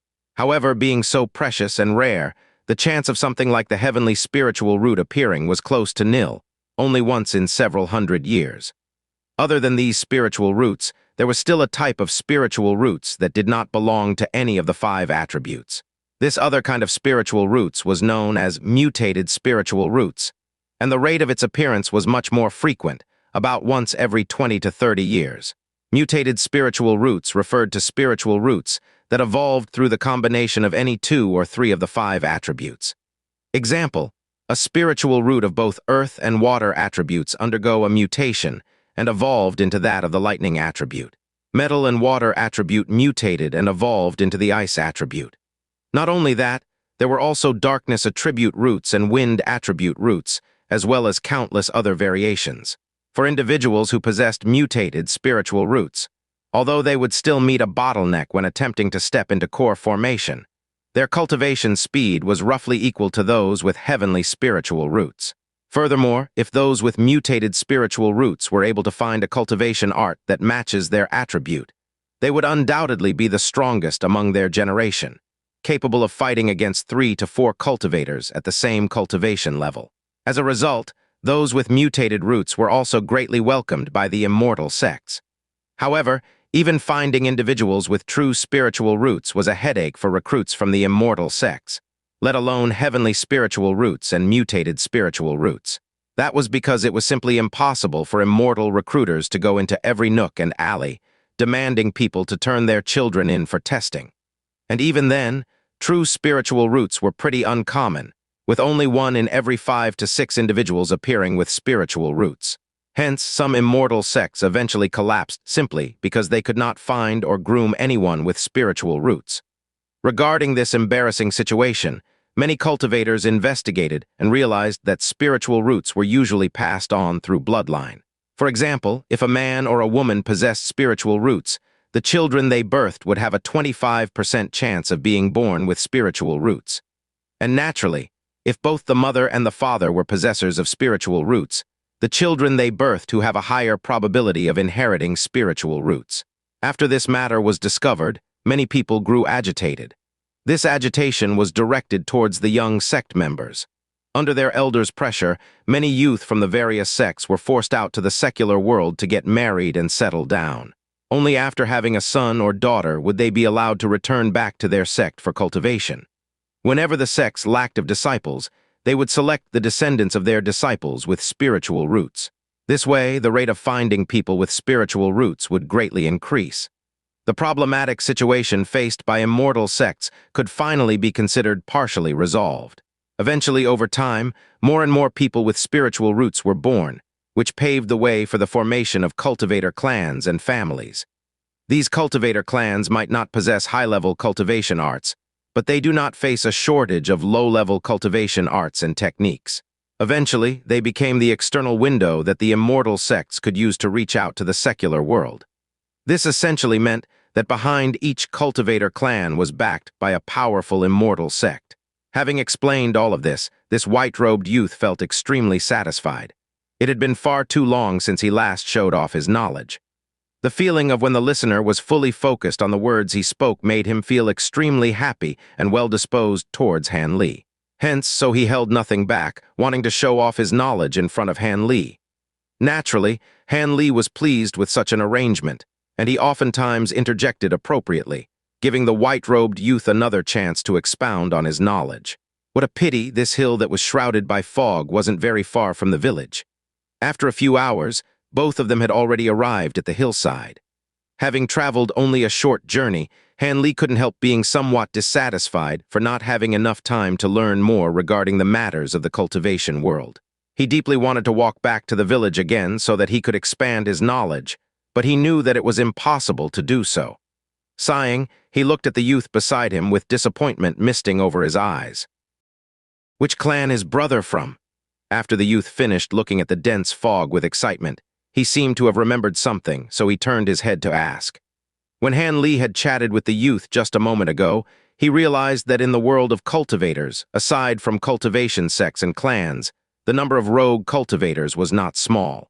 The majority of these so-called rogue cultivators were either the last generation of a fallen cultivation clan or people like Han Li, mortals who accidentally stumbled upon some cultivation art and voluntarily entered the world of cultivators.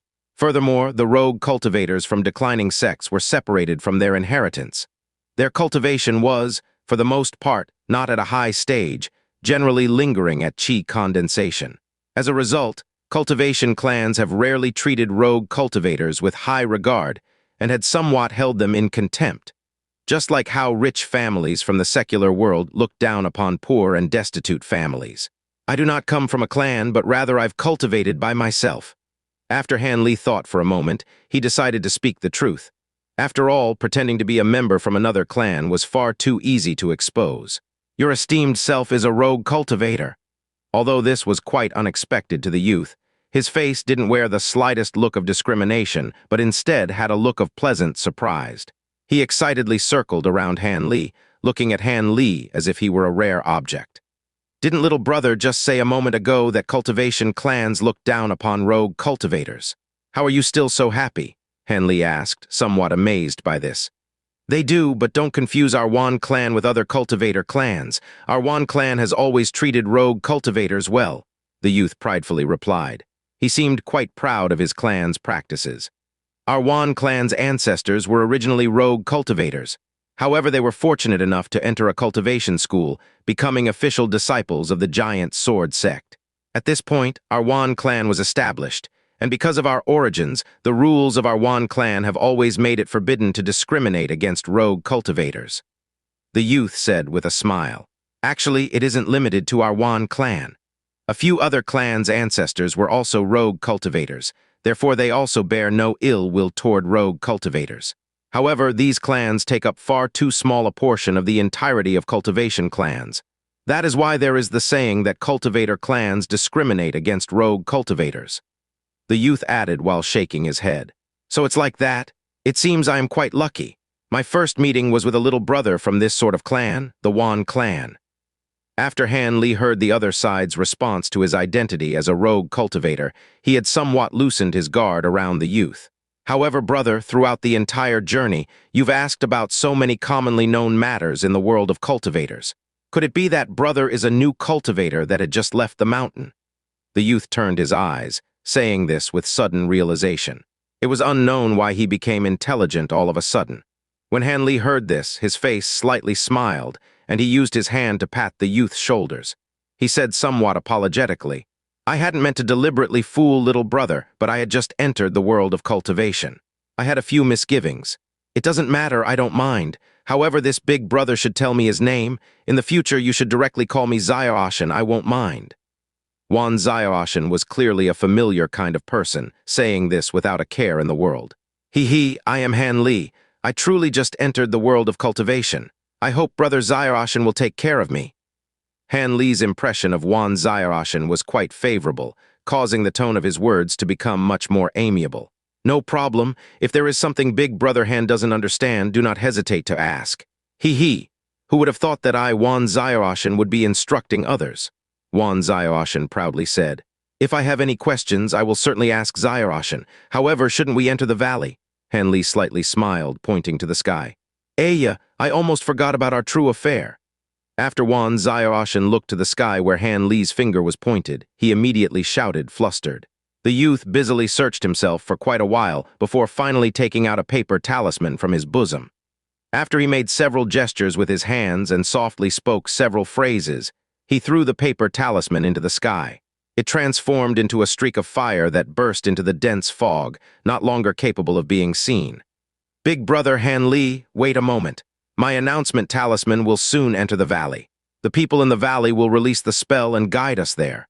After the youth saw Han Li somewhat entranced in the direction that the flame had disappeared, he quickly explained. Oh! Han Li nodded his head, expressing his understanding.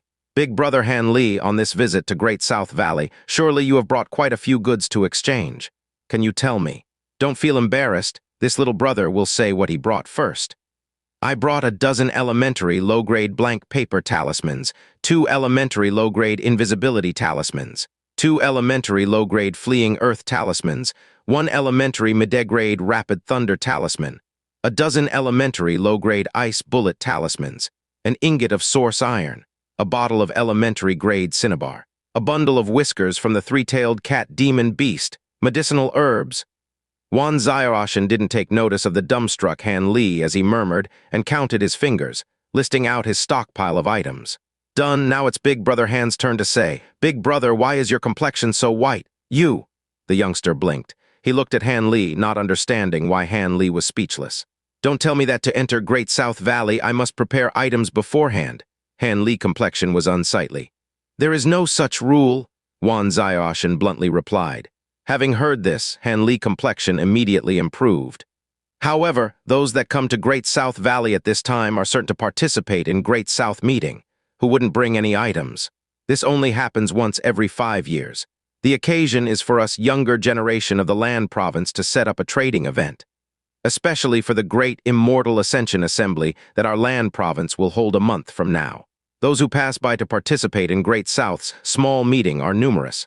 Could it be that Big Brother did not come to take part in the famous Great South Valley's small meeting? The youth said, shocked. He looked at Han Li with a gaze lacking confidence. Han Li bitterly smiled. Brother Xiaoshan, I truly didn't know that this place would have a great South meeting. I merely found out by accident that this place harbored other cultivators. I came to make friends, nothing more. How could I have specially prepared some items beforehand? Han Li helplessly said as he spread out his hands. So it was like that. That is far too unfortunate. Big brother Han Li has no choice but to squander this golden opportunity. You should know that there are no opportunities to those who lack goods and materials. Wan Xiaoshan said with a face full of pity, repeatedly sighing at Han Li. However, I can't say that I have nothing on me that I can't trade. At the very least, do I not have these two talismans? Han Li thought, mocking himself.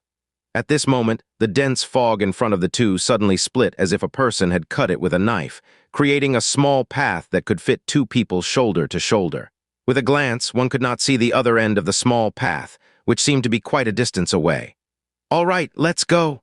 The youth looked toward Han Li with a wry yet happy face before joyfully rushing in first and disappearing onto the road. Han Li carefully observed the small path with indifference for a moment before walking in with striding steps. He walked with stable steps, calm and unhurried. This path seemed to be quite long, but after walking for a short period of time, he arrived at the end. Once Han Li walked off the path, something was suddenly revealed before him, a rarely seen fully lush green valley. The valley was closed off from three sides by mountains. Its only entrance was the mountainside sealed off by dense fog where Han Li had originally entered. This entire region was quite large, no less than 16 acres. At the center, there was a large fenced-off area with a jade palace pavilion where somewhat bizarrely dressed people left and entered. In front of the pavilion, there was an expansive azure brick plaza occupied by many people resembling small traders. The entire plaza was set up with small vendors' stalls. From time to time, he would see one or two people pressed against the front of a booth. They would look at a few things or perhaps softly ask a few questions, but Han Li rarely saw anyone who reached a deal. Having seen this, Han Li couldn't help but take in a deep breath. This was the world of cultivators. All the people here were cultivators. Being able to see so many cultivators all at once had left Han Li in somewhat of a trance. Han Li softly shook his head, clearing his mind a bit. He constantly reminded himself that he wanted to enter a previously unimaginable world. The people here were most likely able to eliminate him with ease. He must be more cautious and subdued. With this thought, Han Li turned his head to look at the path that by now had already completely disappeared and raised his leg to walk toward the bright stage. Over here, big brother Han? Turning his gaze in the direction of the voice, he saw Wan Xiaoshan standing beside a green-robed elderly man, incessantly waving his hands to get his attention. Han Li lightly smiled as he walked over. When he approached the side of the elderly man, Wan Xiaoshan started an introduction. This elderly figure is from Great South Valley, Taoist Master Qingyan. He is my father's bosom friend. The recent Great South meeting was organized and held by him and a few other elders. The moment Han Li heard the youth's words, he involuntarily cast a few glances at the green-robed senior. This elderly man was tall and skinny and wore a green scholarly robe. With wide shoulders, long hands, and a pockmarked face, he looked rather terrifying. After introducing him, the youth spoke to the elderly. Brother Han is someone I met when I was adventuring outside the valley. Although he is a rogue cultivator, we hit off extremely well. Senior martial uncle must take care of him as well. The old man regarded Han Li, and suddenly he shut his eyes, saying, Little brother Han, your wood attribute cultivation art is not bad, reaching the 8th layer at such a young age. Your achievements are seen extremely rarely even in our cultivation world. Han Li bitterly smiled in his heart after he heard the praise of this old man. If it were not for him consuming a large amount of spiritual herbs and pills, how would he have reached the 8th layer so easily? If it weren't for that, he estimated that he would still be at the 3rd and 4th layer. But still on the surface, he respectfully replied with a touch of modesty. Elder Qing, thank you for your praise, but I was just lucky. The green-robed old man nodded his head and stopped talking to him. Turning his gaze back onto Xiaoshan, he asked, Little fellow, those in your family have already arrived and are very worried about you. They asked me to bring you to them the moment we met. You should follow me as I led you to them now. Upon hearing the news, Wan Xiaoshan couldn't help but to show a face of depression. Don't tell me that 7th sister and 9th brother came along as well. I'm most afraid of their constant nagging. Is it acceptable if I don't go? Wan Xiaoshan gazed at the old man with hopeful eyes. The green-robed old man stopped smiling and asked, "What do you think?" "Sigh, of course I have to go back." Wan Xiaorashan sank his head as he replied in a depressed tone. "HMMPH? Your guts are not small, and you actually dared to sneak out without informing your family. If you met an immortal cultivator who was unscrupulous in the middle of your journey, do you think you would still be alive?" The old man harshly berated Xiaorashan while glancing at Han Li out of the corner of his eyes. "Isn't this old man hinting that I'm someone with a crooked heart, an extremely unscrupulous immortal cultivator, and that I tried to get near to Xiaorashan for some other motive?" Han Li observed coldly towards the side, understanding the intent behind the old man's words. "Hi, it's so hard to meet someone I can talk to about everything under the sun, but it seems like we have to be separated temporarily. If I don't leave and Taoist Master Qingyan were to use his methods, I don't even know if I can leave here alive." Han Li helplessly exclaimed in his heart. "Since Brother Wan wants to go back to meet his family, I shall go by myself and explore the place first. If we have an opportunity in the future, I will certainly treat little brother to a drink." Han Li clasped his hands as he spoke to Wan Xiaorashan and Taoist Master Qingyan. "Aya, don't leave so fast. I still want to introduce you to. Little brother Han still has something he has to take care of. You shouldn't disrupt his plans." Wan Xiaorashan saw that Han Li was leaving and frantically wanted to try and say something, but he was stopped by Taoist Master Qingyan. Seeing this unfolding, Han Li smiled towards Wan Xiaorashan before turning and departing. Meanwhile, that youth followed behind the old man with a face full of depression, as though he was being dragged to his execution ground. He walked slowly towards his family's direction. Even though Han Li had been treated like that by Taoist Master Qingyan, he wasn't annoyed. After all, as an elderly man, he would have plenty of life experiences. Seeing someone like Han Li, who came from an unknown background, he would surely view him with suspicion. Any normal mortal old man would surely do so, not to mention a senior such as Taoist Master Qingyan. However, Han Li did not have any malicious intents towards Wan Xiaorashan. He purely wanted to understand matters about the world of cultivators. But now, with the appearance of Taoist Master Qingyan, it seemed that he would have to find some other way to get more knowledge about the world of cultivators. Unknowingly, he started to move closer to the immortal cultivators' shops. The cultivators' shops were situated in a spacious market, lined up in the shape of a design around the market. This way, it was easier for the potential customers in the crowd to browse their merchandise. Lining up in small groups of 2 to 3, the customers split themselves up as they explored the stores, giving the market the atmosphere of a rowdy night market. It was already approaching late evening, and the lights on the streets flickered into life. The majority of the merchants lit up their bronze lanterns that contained neither wick nor wax. Instead, the lanterns housed white stones that released a soft light, illuminating the streets. The light emitted was stronger than ordinary candlelight. Not only was it capable of illuminating a small region, even the nearby streets were illuminated as well. To Han Li, this was an extraordinary treasure. Han Li couldn't help but click his tongue as he exclaimed in wonder. The skies turned dark, but the crowd was even more populated than before. The majority were immortal cultivators hidden in the crowd, causing the liveliness of the area to be even more rampant. Han Li slowly neared the market, but he didn't bring his horse in. Instead, he observed from the outside, taking note of all the immortal cultivators he saw. Because now, at such a close distance, the attire of the immortal cultivators allowed Han Li to widen his scope and knowledge. Some of the cultivators had shabby robes on, only covering their private areas, with other parts of their bodies bare for all to see. While others were heavily robed in clothes, not revealing any parts of their skin, a total opposite when compared to the shabbily dressed cultivators. What was more ludicrous was that there was Fellow who was obviously a man but was dressed like a woman. This almost caused Han Li to vomit, but luckily these type of strange people weren't often seen. Although the other cultivators were dressed strangely, Han Li was still able to accept it. After his observation, Han Li's countenance suddenly flickered as his eyes grew brighter. He discovered that those in the market, regardless of whether they were merchants setting up stores or immortal cultivators visiting the markets, all of them were between 10 and 20 years of age.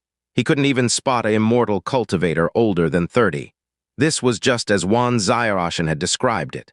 Taking place every 5 years, the Great South Meeting was an event targeted young immortal cultivators. It appeared that those who were older or had a higher status wouldn't appear here. Even Taoist Master Qingyan wouldn't dare to show his face here. Thinking of this, he let out a sigh of relief. After all, these old fellows were tough to handle, and if they wanted to deal with him, they would easily be able to do so, just like using a finger and pressing an ant to death. No trouble at all. However, although the ones in front of his eyes were all young immortal cultivators, their individual levels of power weren't weak. If Han Li were to compare himself with these cultivators, he could only be considered someone at the mid-tier, average standard. Back in Jia Yuan City, Han Li had once met the blue-clothed man who was so much stronger than him. Over here, there were 5 to 6 immortal cultivators on the same level as the blue-clothed man, which made Han Li perspire with nervousness. "Brother, why are you waiting here by yourself? Are you waiting for a friend?" A bright and clear voice suddenly came from behind Han Li, giving him a start. Han Li slowly turned around and saw 6 to 7 people standing not far from him. The one who spoke was a 27 or 28-year-old cultivator dressed in Taoist robes. This person had a blemishless white face and regular features. He held a horsetail whisk in his arm and was looking at Han Li with a smile. "Does this Taoist priest have business with myself?" Han Li did not understand the other party's questions and instead asked him a question in return. He, don't misunderstand, we aren't looking at brother with evil intentions. It's just that we saw brother stand by himself with an appearance of curiosity towards everything. That's why we guessed your esteemed self was a rogue cultivator that attended the meeting alone and thought we'd come and make friends. We're all rogue cultivators, much like your esteemed self. The Taoist priest explained with a face of benevolence. "You are all rogue cultivators?" Han Li was slightly shocked. "That's right. If your esteemed self is a rogue cultivator, then it would be best to stay together with us. That way, everyone will be able to look after each other during this meeting." These words came from the delicate and pretty face of a young woman with a scar. Beside her was a large, fully bearded man carrying a broadsword on his back. The two seemed to be married. "Yes, previously lone rogue cultivators that participated in the trade meet were regularly humiliated by those from large clans because they were too weak," the Taoist priest solemnly said. Hearing these two's words, Han Li had somewhat understood the other party's intentions. This group of rogue cultivators were afraid of being bullied by those from cultivator clans during the meet. As a result, they voluntarily gathered together and created a small gang in an attempt to acquire the ability to defend themselves. That was why they looked everywhere for lone rogue cultivators. Since the other party's intent was clear, Han Li naturally could not refuse these kinds of good intentions. After all, he truly needed a small group to shield him from the rain. He did not care that this could only be considered a temporary thing. However, he still needed to carefully ask the other party several questions before being able to join them with ease. "Since you several people have looked out for me, I won't conceal anything. I truly am a rogue cultivator. However, if you wish for me to join your group, could you first introduce yourselves and say what I must do as a member of your group?" Han Li calmly admitted his identity as a rogue cultivator, but as soon as the people in front of him revealed happy expressions, he put forth his request. "It seems that brother still has some misgivings. Haha, this is no matter. When the others had barely joined, they spoke almost the same exact words as your esteemed self." After the Taoist priest and the others heard Han Li's words, not only did they not show an expression of displeasure, but instead they looked at each other and laughed heartily. Afterwards, the Taoist priest said these words, "I will give you an introduction of these several friends." The Taoist priest pointed to the several rogue cultivators and said to Han Li with a smile, "These two are blood brothers from the dark Blue Wolf Mountains, Hai Mu and Hai Jin." The Taoist priest pointed to the youthful pair and calmly introduced them. These two cupped their hands towards Han Li, and Han Li calmly returned the courtesy. "This is Flying Lotus Cave's Vagabond Hong Lion and Pulu Mountain's Master Kusang." This time, he pointed to the ordinary young lady and the small, bitter-faced Buddhist monk. "As for them, we are a married couple from Skywater Village, Hu Pingu and Xingdali." The Taoist priest had pointed to the young woman and that large, bearded man who had not yet spoken. With a chuckle, the young woman quickly took over the conversation. The Taoist priest wasn't angry from being interrupted and calmly laughed instead. "This humble Taoist is the Taoist priest of Crouching Ox Mountain's Young Ox Crown, Gua Shan. My Taoist name is Qing Wen. This humble Taoist is this small group's founder and current leader for the time being. However, this humble Taoist cannot command anyone and only speaks first during external affairs." The Taoist priest humbly introduced himself last and also gave the general characteristics of this small gang. This Taoist priest also had quite a bit of bearing. This person didn't seem bad at all. In addition, the others' magic power didn't seem weak for the most part. Most of them had the magic power equivalent to the 7th or 8th layer of eternal spring arts. This Taoist priest Qing Wen was even more formidable. Although he hadn't reached the level of the blue-clothed man, he was much stronger than Han Li. After Han Li pondered for a moment, he felt that joining these people had many advantages with no disadvantages. He then said, "Since everyone is a rogue cultivator and group affairs are handled well, I, Han Li, would like to join you for the time being." "Very good, brother Han has joined. The strength of our group has increased yet again." After Taoist priest Qing Wen heard Han Li's words, he immediately replied in a cheerful tone. The others had also revealed a happy expression. After all, Han Li's magic power seemed to be not weak and would be of no small assistance to them. "Is our entire group here?" Han Li asked, currently looking left and right. "There are still 2 more. One is currently sound asleep in a room, the other is strolling around." Hu Pingu curled her lip. It seemed she did not look at these 2 people particularly favorably. "It isn't as bad as Lady Hu says. One simply wanted to sleep for a bit, and the other wanted to have some fun," the small Buddhist monk defended on behalf of the 2 people. "You!" Hu Pingu felt some discontent upon hearing Buddhist monk Ku sang words and wanted to say a few other things. "Enough, everyone mustn't argue. After all, everyone had originally come to an agreement, except for when we battle an external power, when we all must unite and follow orders. We all have freedom during all other times and can do as we wish." Taoist priest Qing Wen hastily stepped forward to mediate. Although this Lady Hu did not appear outwardly happy, she did not pester and argue afterwards. After all, Taoist priest Qing Wen's strength was quite powerful, so she could not help but give him face. "Wait until evening, then Brother Han will be able to meet with the 2. I will give you an introduction at that time. Those 2 truly stand out from the masses." The Taoist priest had a helpless appearance. It seemed the 2 were quite troublesome. When Han Li saw this, although his interest was greatly piqued, he found it embarrassing to question this matter closely. Next, Taoist priest Qing Wen asked Han Li if he planned to move together with them or stroll by himself. Han Li naturally chose the latter, not surprising Taoist priest Qing Wen. Because those who had just entered Great South Valley were naturally quite curious, they would for the most part favor moving alone.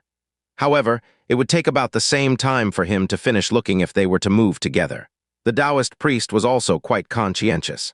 After telling Han Li a few taboo subjects and a few common conventions, making sure he understood the Great South small meeting completely, he gave Han Li a talisman. He pointed to a pavilion's small bannered floor and told Han Li that the pavilion was where they were staying. The talisman he gave Han Li was a key to open the small floor's restrictive spell, allowing Han Li to rest there when he were tired.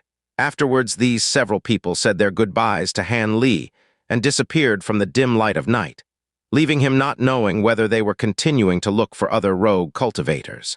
Han Li continued to look at the rear figures of these several people until they were already too far away to be seen. He then lowered his head to look at the talisman in his hand.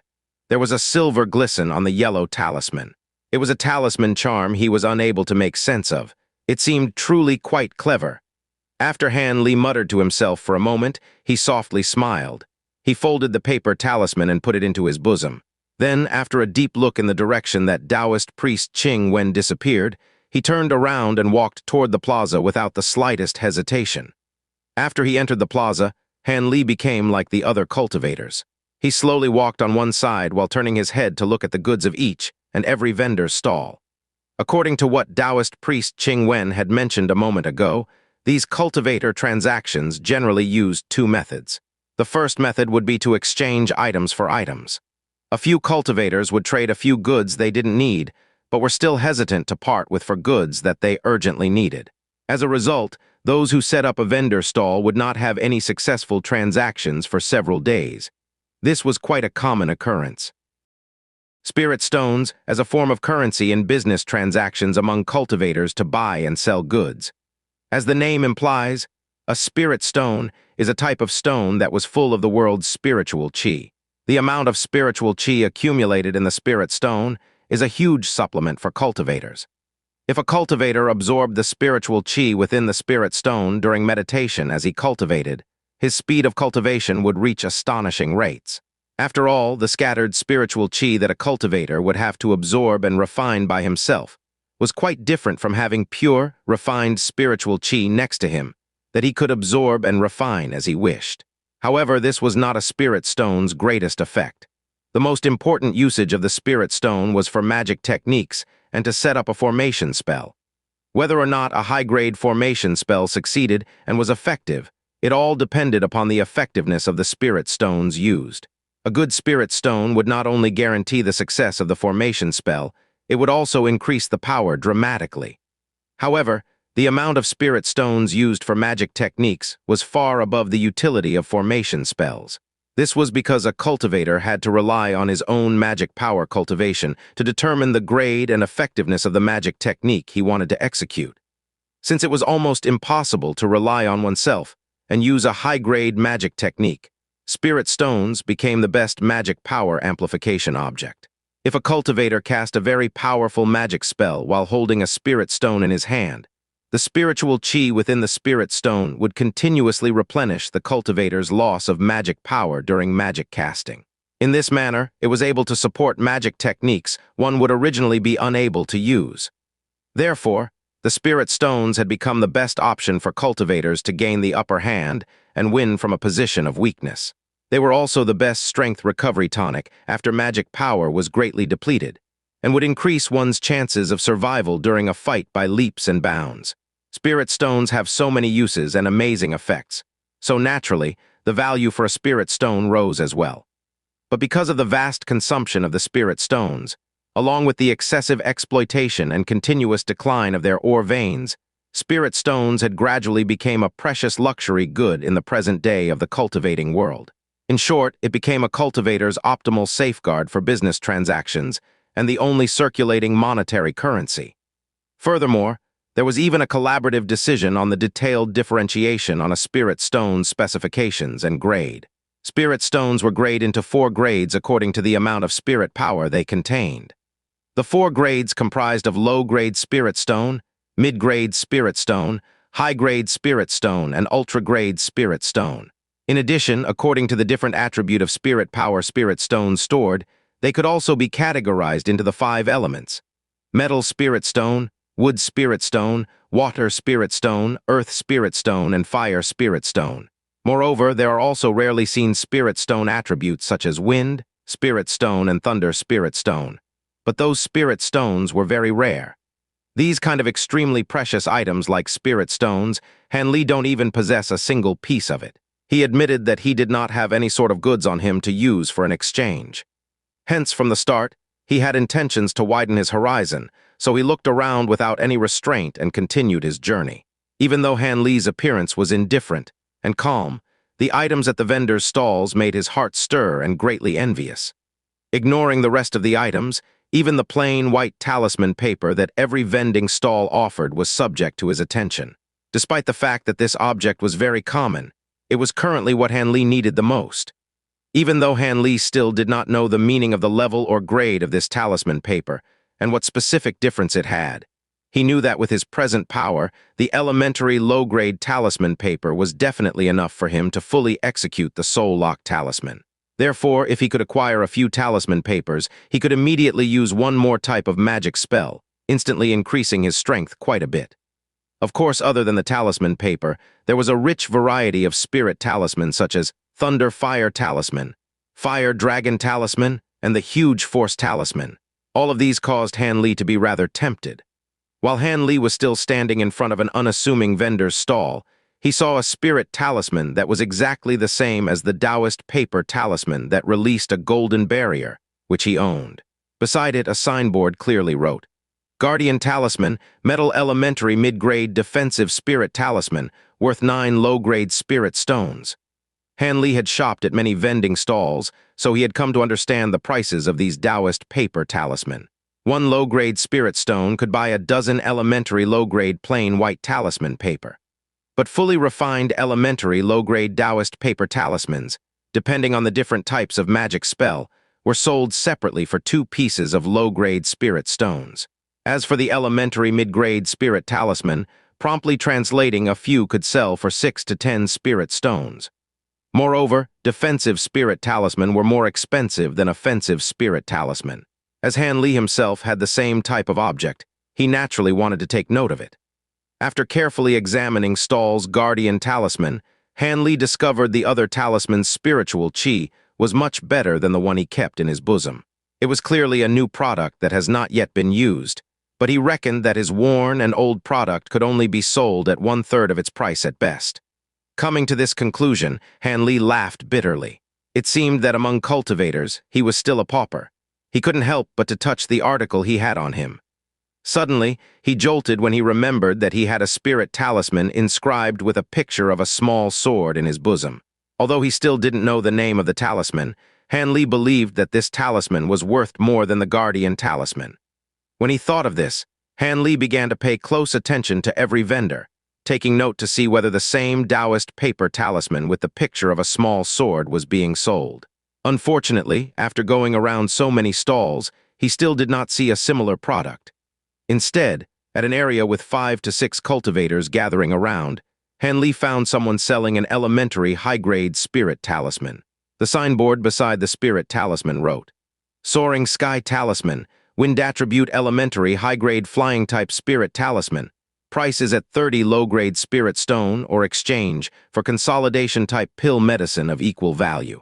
The moment Han Li saw the signboard, his heart was startled. After going around many stalls, this was the first elementary high-grade spirit talisman that Han Li had seen. He couldn't help but to attentively view it. As expected, that spirit paper talisman's spiritual qi was astonishingly rich, unlike all the previous low-grade and mid-grade spirit talisman he inspected in the other stalls. A huge, barefooted, horse-faced man, who was standing around and viewing the talisman, was unable to restrain himself and asked, 20 pieces of spirit stones, are you willing to exchange?" The stall's owner was a capable and vigorous youth.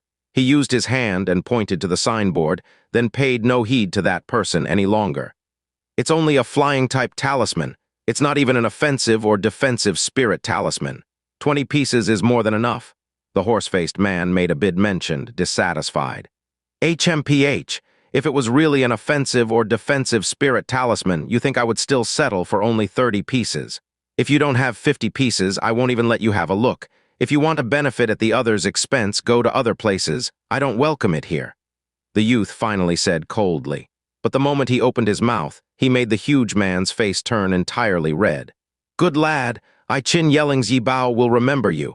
After this gathering ends, let's compare skills with each other," the horse-faced huge man said exasperatedly. "Means leaf leopard, Qin Yelling." Originally, Han Li was beaming happily as he viewed by the side, but after suddenly hearing the name of this place, he grew alarmed. "Isn't that the birthplace of the dwarf I killed? Although the midget's words might not have been true, I must still be careful of this huge man who claims to be from the Yi clan." Thinking up until here, Han Li subconsciously retreated back a few steps, quietly left the area, and went to the next vendor. But he already kept in mind the exchange of consolidation-type pill medicine written on the signboard. Han Li remembered that he still had a lot of unfinished yellow dragon pellets and gold essence pills, but he didn't know if those were the types of pills that the youth was requesting for.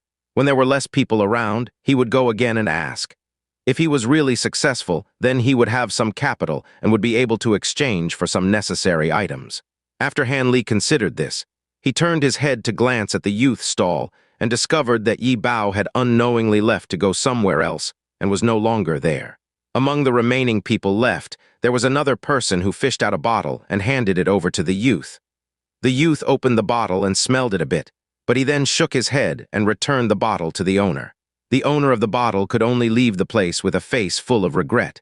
The others seemed to have come together with that person and also left shortly afterwards. Currently, there was no one in front of that stall. Seeing this, Han Li was delighted and slowly returned to the front of the youth's stall. When the youth saw Han Li, he smiled distractedly, clearly recognizing the person who came by once just now. Han Li did not care that the youth laughed and said, "I have 2 types of medicine. Can we see if they are suitable for your request?" After speaking, he took out 2 small porcelain bottles, one green and one blue, and placed it in front of the youth. Instead of speaking nonsense, the youth reached his hand out to take the 2 porcelain bottles and opened the lid one by one. He then brought the bottle openings closer to his nose and smelled hard at both bottles separately. Afterwards, his face revealed a thoughtful expression. The youth muttered to himself for a while and did not immediately return to normal. Instead, he gently pushed the porcelain bottles towards Han Li. "What is it?" Han Li blinked and asked. "To tell you the truth, the pill medicines in both bottles were better than the ones I saw from the previous few people. But to me, they still not enough." The youth hesitated for a moment, but he still shook his head and refused. Pill were mortal spiritual medicines. To ordinary people, these may be miracle medicines, but to immortal cultivators, these were indeed lacking. Since the youth did not look up, Han Li also did not want to be long-winded, so he reached out to take the porcelain bottles back. "Although these pill medicines are indeed a bit lacking, if you have more bottles, I will exchange with you." The youth suddenly spoke, looking quite sympathetic. After hearing the youth's words, Han Li's arm that was reaching out was immediately withdrawn. He laughed lightly. "Did I say that I only have 2 medicinal bottles?" Han Li spoke slowly as he narrowed his eyes to focus on the youth. "You have more." The youth was slightly surprised, but he immediately revealed a cheerful expression.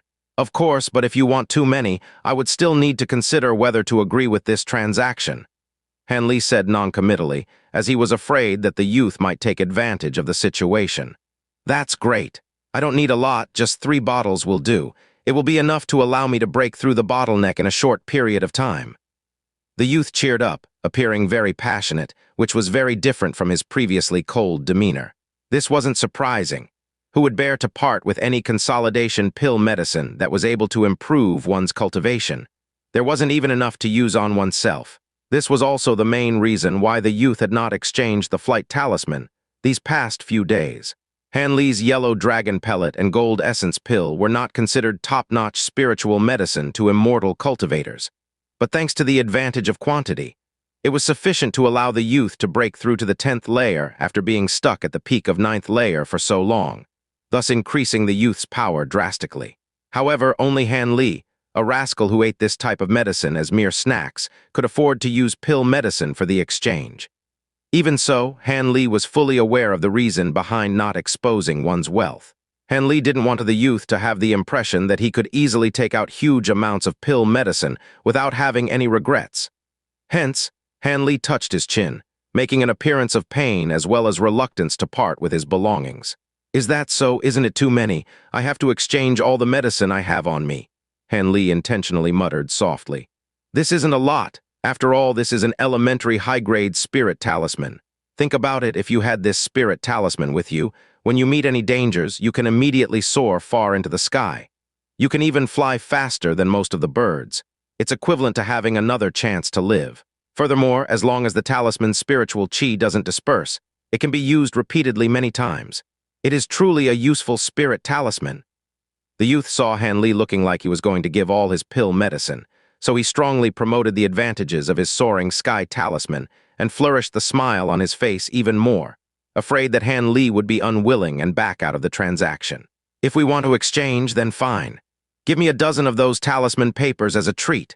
That book too," Han Li added when saw that the youth really wanted his pill medicine, so he straightforwardly pointed at a dozen slips of plain white talisman paper and an old book titled Manual of Basic Incantations. The youth was shocked for a moment, but when he saw Han Li pointed to the low-rank talisman paper and an incantation book that was impossible to sell off, he was immediately delighted and agreed to it. So this was how Han Li obtained Soaring Sky Talisman and even managed to acquire a dozen slips of talisman paper, as well as the incantation book that he had his eye on from the very beginning. Han Li flipped through the old book. In the book, there were all kinds of most basic elementary incantations, including 7 to 8 low-grade magic techniques and an elementary mid-grade earth thrust technique. To other immortal cultivators, this kind of book was worthless, but it made Han Li extremely satisfied. This was because Han Li was currently lacking in these types of basic incantation techniques. Even though the stall in front of him sold manuals that were better and more complete, their prices were astonishing. One manual titled Comprehensive Collection of Elementary Incantations of the 5 Elements was priced at 90 pieces of low-grade spirit stones, and another called Fundamental Water Incantation Talisman Techniques was priced at 60 pieces of low-grade spirit stones. Although all these books were thick and contained more incantation techniques, the current Han Li really couldn't buy them at all. Fire, earth, metal, and water.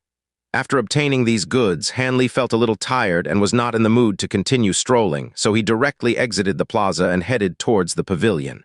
Not long after leaving the plaza, Han Li turned his head to look and discovered that there were even more people within the plaza. It seemed like there were many of those night owl-like immortal cultivators who preferred the nighttime.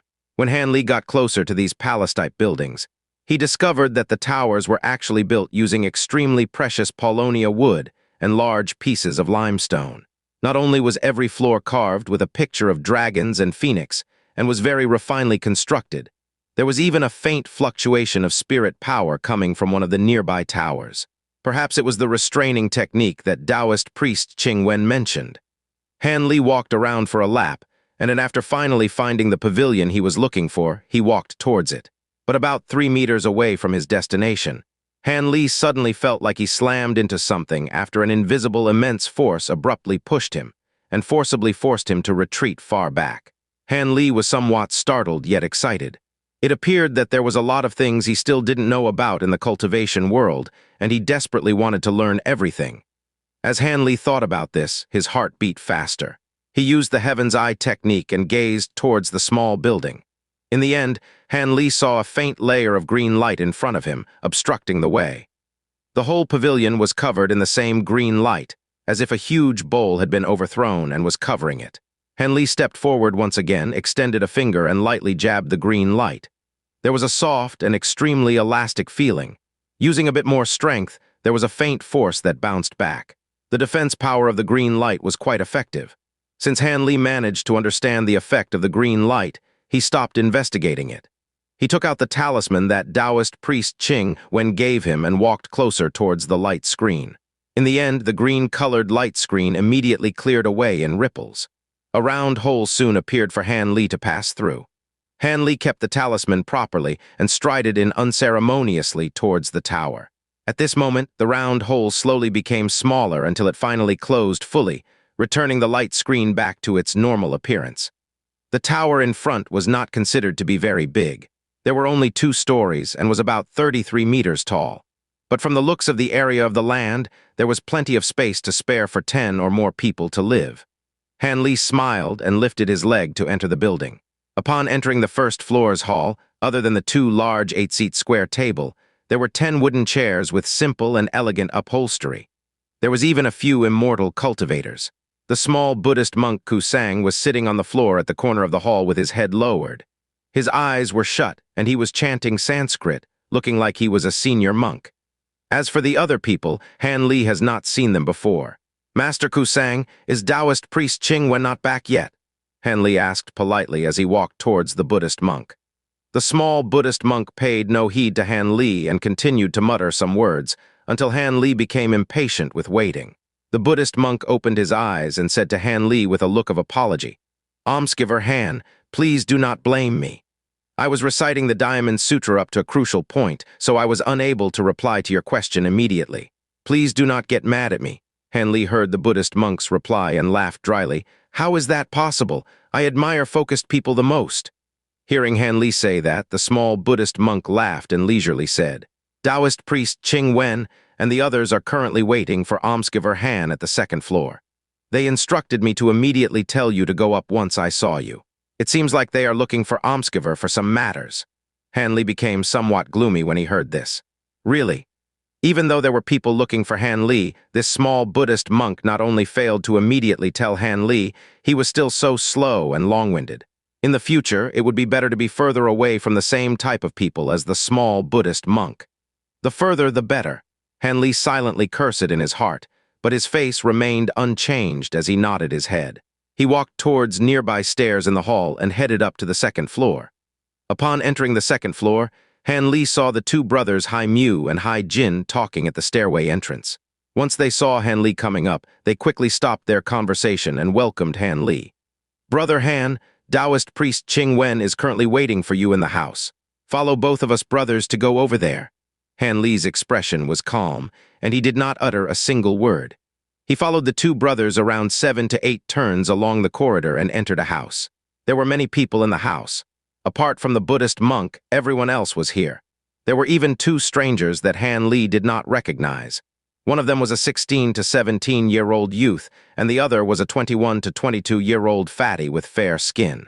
It seemed that these two were the rascals that even caused a headache for Taoist priest Qing Wen. "Brother Han is here.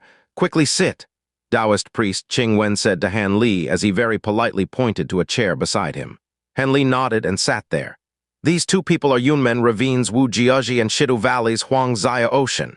Qing Wen pointed to the youth and fatty separately and introduced them to Han Li. "Means 9 fingers. Zaya Ocean means filial piety, sky/heaven. Aya, I am Wu Jiaji. As soon as I saw brother, I felt particularly familiar. Could it be we were brought together by the karma between our previous incarnations? Come, let us later drink some wine and become sworn brothers." As soon as Taoist priest Qing Wen had finished speaking, this happily smiling chap suddenly scurried over and threw himself in front of Han Li. He extended a hand to firmly grasp Han Li's arm and then said these words with a face of deep emotion. Han Li was initially startled, but soon after he softly smiled. "It's not that we can't be brothers, but can you not touch my body so casually with your hand? My tastes are quite ordinary. I don't have even the slightest interests in beautiful young men," Han Li mockingly said with a slight smile. An arm was suddenly raised into the air and turned over by Han Li. It was grabbed by the wrist as quick as lightning. This wrist had already been secretly extended halfway into Han Li's front jacket. "Cough, cough, this is truly strange. How did my hand run off into brother's bosom? It was definitely impatient to greet brother Han once I saw him." The youth separated from Han Li on the spot. First he blushed with a surprised complexion, but after a few dry coughs and a few murmurs, he slowly withdrew his hand as if nothing had happened. Han Li did not have any intention of holding back the youth's wrist. When the youth used force, Han Li had voluntarily let go. At this time, Han Li had actually grew quite an interest toward this Wu Jiaji. He was obviously a cultivator, but he uses the thieving skills of a person from Jianghu. This pickpocketing of his was truly quite interesting. However, his technique was quite excellently practiced. Were it not Han Li but another cultivator, they would perhaps be truly unaware of his dirty trick. Surely quite a few people in this room had already suffered from his antics. Just as Han Li thought this, he heard Hu Pingu's schadenfreude-laced voice. "Boy Wu, have you met your match? Brother Han actually caught you at the scene. Are you going to continue boasting that your thieving skills are top-notch with these petty thefts of yours?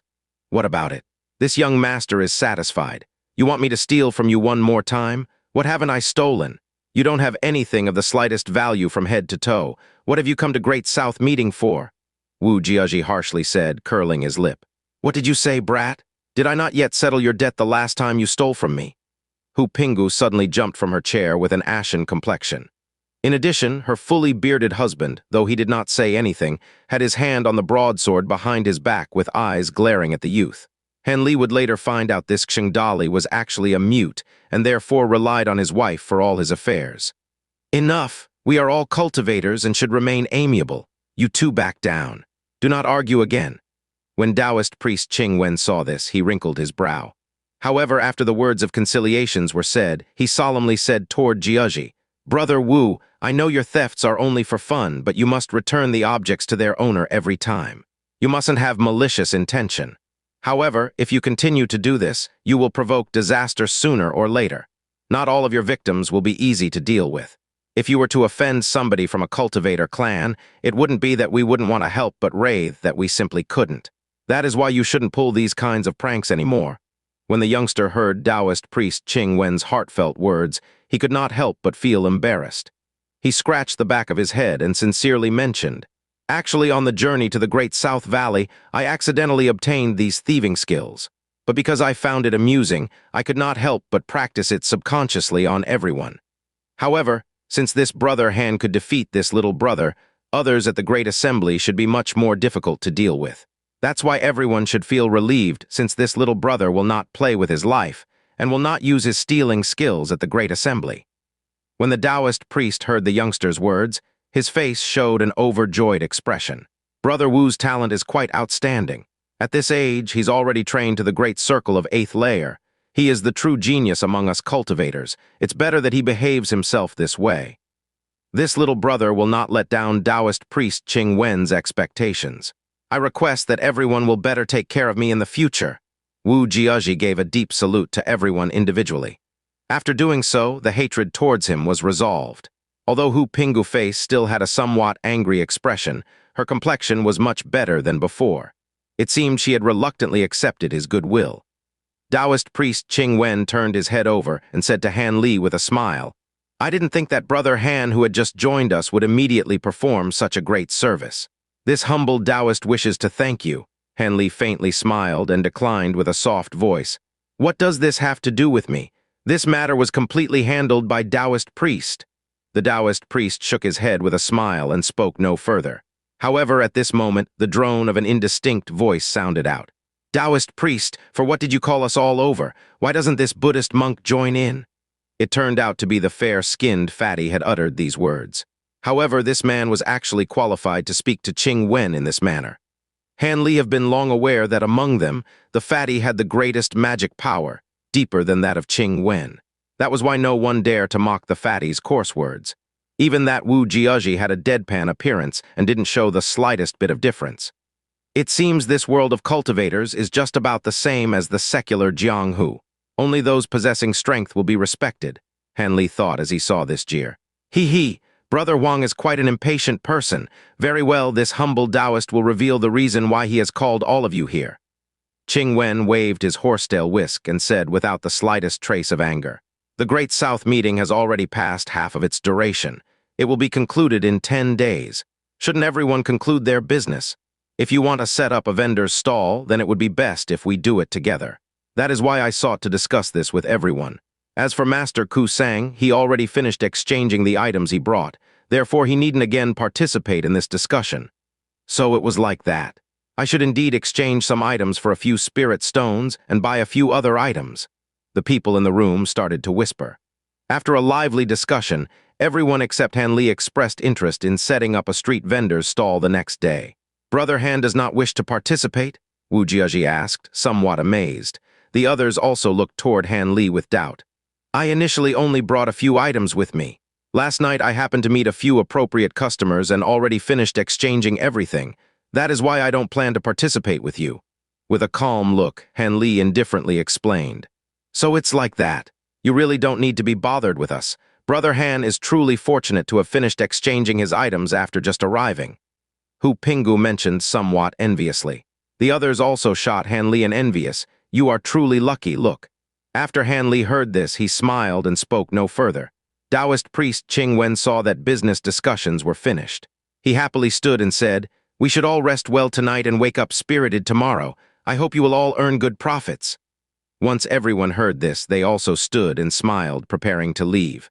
At this time, Taoist priest Qing Wen seemed to have remembered something. His expression suddenly turned serious, and he said to everyone, "By the way, after the Great South meeting finishes, everyone shouldn't depart by themselves. I heard that after the past few Great South meetings ended, a few rogue cultivators such as ourselves disappeared without a trace. It would be better to be a bit more careful. It can be assumed that who is involved would not miss the opportunity to attend the Great Tian Wutai Immortal Ascension Assembly. Everyone should stay together to enhance their safety." After everyone heard the Taoist priest say rogue cultivators had gone missing, the High Brothers and Hu Pingu faces paled. Rogue cultivators Hong Lion and Wu Jiaji were bewildered.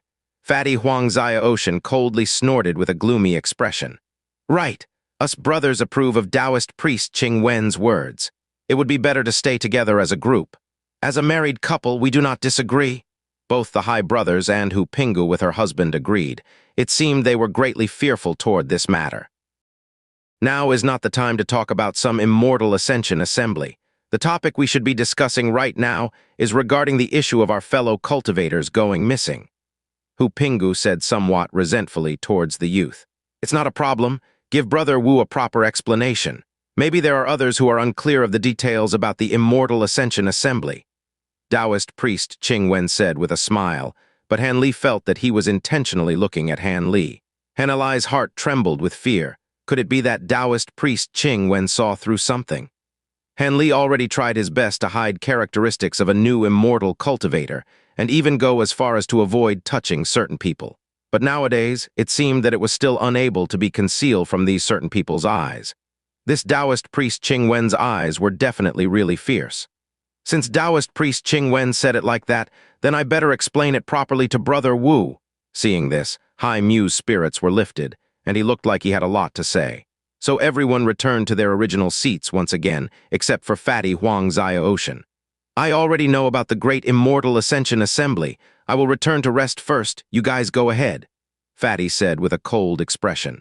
He did not wait for anyone else to speak and left the house, leaving behind a house full of people looking at each other in dismay. Everyone, don't take offense. Brother Huang's cultivation art is a bit weird, and he is relatively addicted to sleep. It is not that he intentionally treats people coldly. Qing Wen, with irreproachable manners, hurriedly exonerated Huang Zia Ocean on his behalf. The majority of the people in the room who heard this all laughed bitterly. Take offense. Who dared to take offense? That person was a powerful man who had more magic power than the Taoist priest. The atmosphere in the room became somewhat awkward. Brother Hai Mu, please continue. Wu Jiaji broke the atmosphere as he urged on. Hai Mu heard it and laughed, then continued to talk about it. When talking about Great Immortal Ascension Assembly, one must mention the Foundation Establishment Pill, the medicine pill that makes all the Qi condensation stage cultivators go mad. In order for a Qi condensation cultivator were to enter Foundation Establishment and become a part of the true cultivating world, aside from cultivating their foundation cultivation techniques to the 7th layer, they still needed to consume the spirit medicine, Foundation Establishment Pill, which only major sects could manufacture. Only then would there be hope of breaking through the bottleneck of that realm and succeed into Foundation Establishment. This contributed to Foundation Establishment Pill's famous name, Immortal Ascension Pill, making those immortal cultivators go mad. Even in the immortal cultivator major factions, the Foundation Establishment Pill was in critically short shortage. Because the Foundation Establishment Pill's raw materials were extremely hard to find. Even if all the cultivators' sects throughout the entire state of UA collaborated and acted together to provide materials and great effort every 10 years, they could only hope to make a few new cauldron medicine pills, about 1,000 measly pieces. But even if all these medicine pills were to be divided equally among every faction, there would be no way to satisfy their own needs. As a result, the Foundation Establishment Pill never appeared outside the world of cultivators. However, in the cultivating world of the entire state of UA, there were still a lot of existing cultivators who practiced their foundation cultivation techniques until the 7th layer. These people were in urgent need of Foundation Establishment Pills to attempt to break through the bottleneck. Thus, on one hand, because of the shortage of Foundation Establishment Pills, the big sects had monopolized the medicine pill. On the other hand, there was an increasing number of rogue, immortal cultivators that were in need of Foundation Establishment Pills, but could not find a single piece in the outside world. There were already conflicting views from both sides very early on. So much so that at one time, there was deep animosity from short-tempered minor immortal cultivators towards these sects. Those from the major immortal cultivator factions naturally became aware of the poor outlook of the situation, but they couldn't do anything about it for the time being. After all, they didn't have enough Foundation Establishment Pill for themselves, so how could they take out some and give them to outsiders? But in this whole world, there were no difficult problems that couldn't be solved. Eventually, in this crisis, there was an unknown genius from a sect who solved it. Unexpectedly, he thought an idea. Every time there were freshly manufactured Foundation Establishment Pills, major sects would pick out outstanding rogue cultivators from the outside world, allow them to join the major sects, and give them the Foundation Establishment Pill to consume. This way, the sects could stem the outflow of Foundation Establishment Pill, thereby preventing manure water from flowing to other fields. This also eliminated the dissatisfaction of minor immortal cultivators. After all, to be able to join one of the major immoral cultivator factions, how could these cultivators not be content? The factions could even pick out disciples who have outstanding aptitudes. It truly was a good situation that could satisfy everyone. But the method of selection must be fair and strict to prevent any disputes caused by gossips. If not, there would be an opposite effect. Hence, the sects would choose their elites and use arena-style combat to let newcomers strive for the chance to enter their sects. Each of the 7 great sects would take 10 disciples and 10 pieces of Foundation Establishment Pills to award the final victors. Naturally, they would set an age limit. Anyone above 40 years old would not be allowed to enter. Even though these people may have good aptitudes, their future prospects in cultivation would not be good. This was how the Great Immortal Ascension Assembly was born. The majority of the people who were able to obtain victory in the arena were those with profound magic power, as well as talented individuals with aptitudes surpassing others, making those immortal cultivator sects very pleased to obtain these excellent quality disciples. All the grievances of the other immortal cultivators disappeared after the establishment of this great assembly. All their attention was focused on the once-in-a-decade opportunity to make a big break. Thus, the Great Immortal Ascension Assembly was organized in this way. And every time there would be 70 lucky winners who became disciples of the 7 great sects, making other immortal cultivators go even more frantic. At the end, almost all of the immortal cultivators who were of an appropriate age and were in the chi condensation stage felt that they are no weaker than their peers. They would go all out and try a few times to fight on the arena, hoping to gain an unexpected success and transform from a carp into a dragon. But this arena was not easy to beat since magic was not easy to control for these second-rate immortal cultivators. Each assembly would have a lot of dead or injured casualties, which also created intense rancor among the challengers. Hai Mu spent half a day talking about this. Jiaji, who was listening with keen interest, gained a lot from this.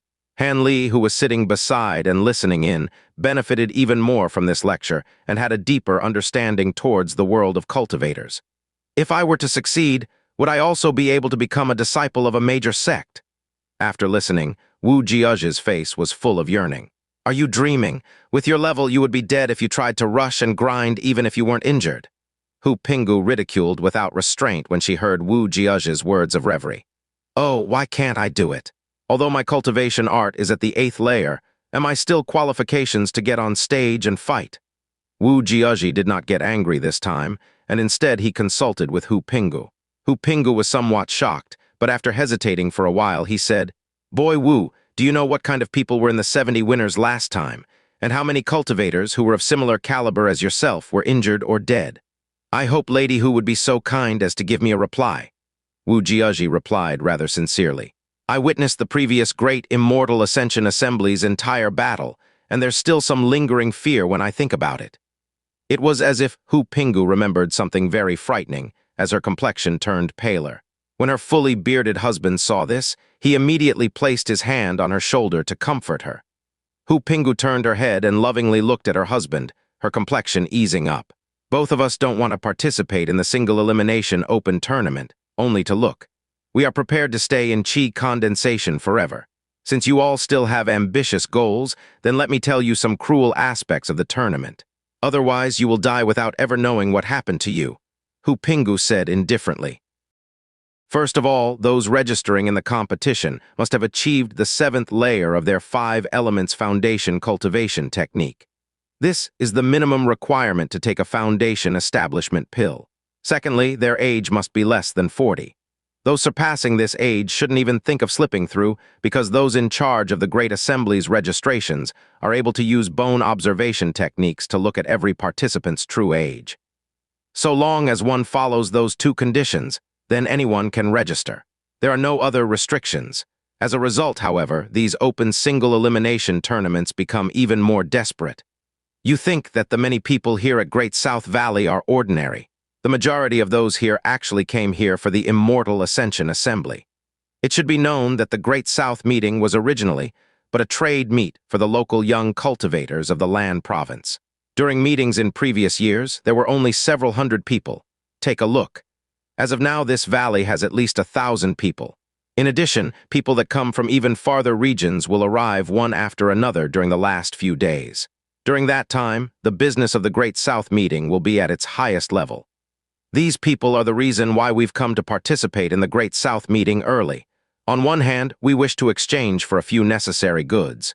On the other, how could one not want to take advantage of this opportunity? First, one may observe potential opponents of the Immortal Ascension Assembly. It is good to not only know ourselves, but also know our enemies. Hu Pinggu added with a bitter smile. When Wu Jiaji heard this, his complexion greatly changed, and he aghastly said, According to Lady Hu, there were experts in the valley that cultivated to the 10th layer in their cultivation technique. Will they also participate in the Immortal Ascension Assembly? What is there to compete in? Aren't those with lower cultivation courting death? This might not be certain. Who said that higher-tier experts would always beat those of lower tiers?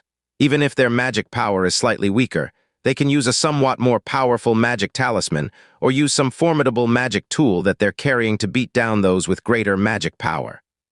From those who originally entered the room, Hai Jin, who had yet to speak, suddenly spoke out boldly, shocking everyone in the room. That's right, what Brother Hai Jin said makes sense. In a war of cultivators such as ourselves, the slightest deepness or shallowness of one's magic power is not most important. What is most important is one's control of their magic might, and its agile usage as well as the power they can draw from items they are carrying. Taoist priest Qing Wen said, completely agreeing. Brother Hai Jin and Taoist priest Qing Wen's words must indeed hold some truth, otherwise this great Immortal Ascension Assembly need not convene at all. They would only have to compare the depth of their magic power. Hu Pingu smiled. After hearing Hai Jin and the others' words, Wei Jiaji still wasn't happy. With a brow of worry and a face on the verge of tears, he incessantly muttered, "Formidable magic tools, powerful magic talismans." Hu Pingu didn't take notice of Wu Jiaji at this time, but instead continued, saying, "Because there are too many people participating in the single elimination tournament, there will be 7 stages set up at the Immortal Ascension Assembly, representing the 7 great cultivator sects of the state of Yue. Whoever wishes to become that sect's disciple can advance onto the stage to compete. The match selection uses an instant win policy. 2 people will compete, the winner will stay for next stage, and the loser will be immediately eliminated. Then another 2 will have a match. This will continue until everyone competes once. Then they will start the next stage of the competition, which will continue until the final 10 remain. These 10 will become the cultivation sect's inner disciples, and need not to participate in the sect's greatly intense competition to obtain the qualifications to receive foundation establishment pills. It could be said to have reached the heavens with a single step. The course of the great Immortal Ascension Assembly tournament were as such. However, it is not as simple as I have said. In reality, the matches are a desperate sight to behold and are simply indescribable. After Hu Pingu said this, she let out a sorrowful sigh. I remember that in the fights from the last competition, there were 19 10th layer cultivators who died. Even a couple of 11th layer experts also met the same end by mutually taking one another down. As for 9th and 8th layer cultivators, those who died during the match were much greater in number. No less than 100 had died. After all, in the final several rounds, there would be no one that would lightly renounce their path to become a dragon. The number of dead and injured then would be even more tremendous. Having said this, Hu Pingu had an expression of regret. When one's foundation cultivation technique reaches the 11th layer, do they still have to go compete in a match? I've heard people say that cultivation sects voluntarily recruit these sort of outstanding talents. Why did those 2 people have to fight in a match as if their life depended on it? A woman's voice suddenly spoke. It was actually the habitually silent young woman, Vagabond Hong Lion, that had spoken. When Hu Pingu heard her words, she smiled. I also had the same question as young sister Hong Lion during that particular year. I was completely puzzled despite a great amount of pondering. Afterwards, I met an old senior that was a rogue cultivator like us. His explanation allowed me to realize why. Brother Wu and Brother Han, it seems you also have this question. They are not the only ones who don't understand. Us 2 brothers also don't understand. 10th layer geniuses have a well-lit path that they do not walk. Why would they possibly want to insist on walking a small wooden plank? A moment of distraction will cause one's death. Hai Mu also tensed his brow with a face of puzzlement. I see Taoist priest Qing Wen is calm and composed. He probably figured this out already. How about Taoist priest come and explain it to them? Hu Pingu chuckled several times and lightly threw the question toward the Taoist priest. This somewhat surprised Taoist priest Qing Wen, but he immediately and silently conceded.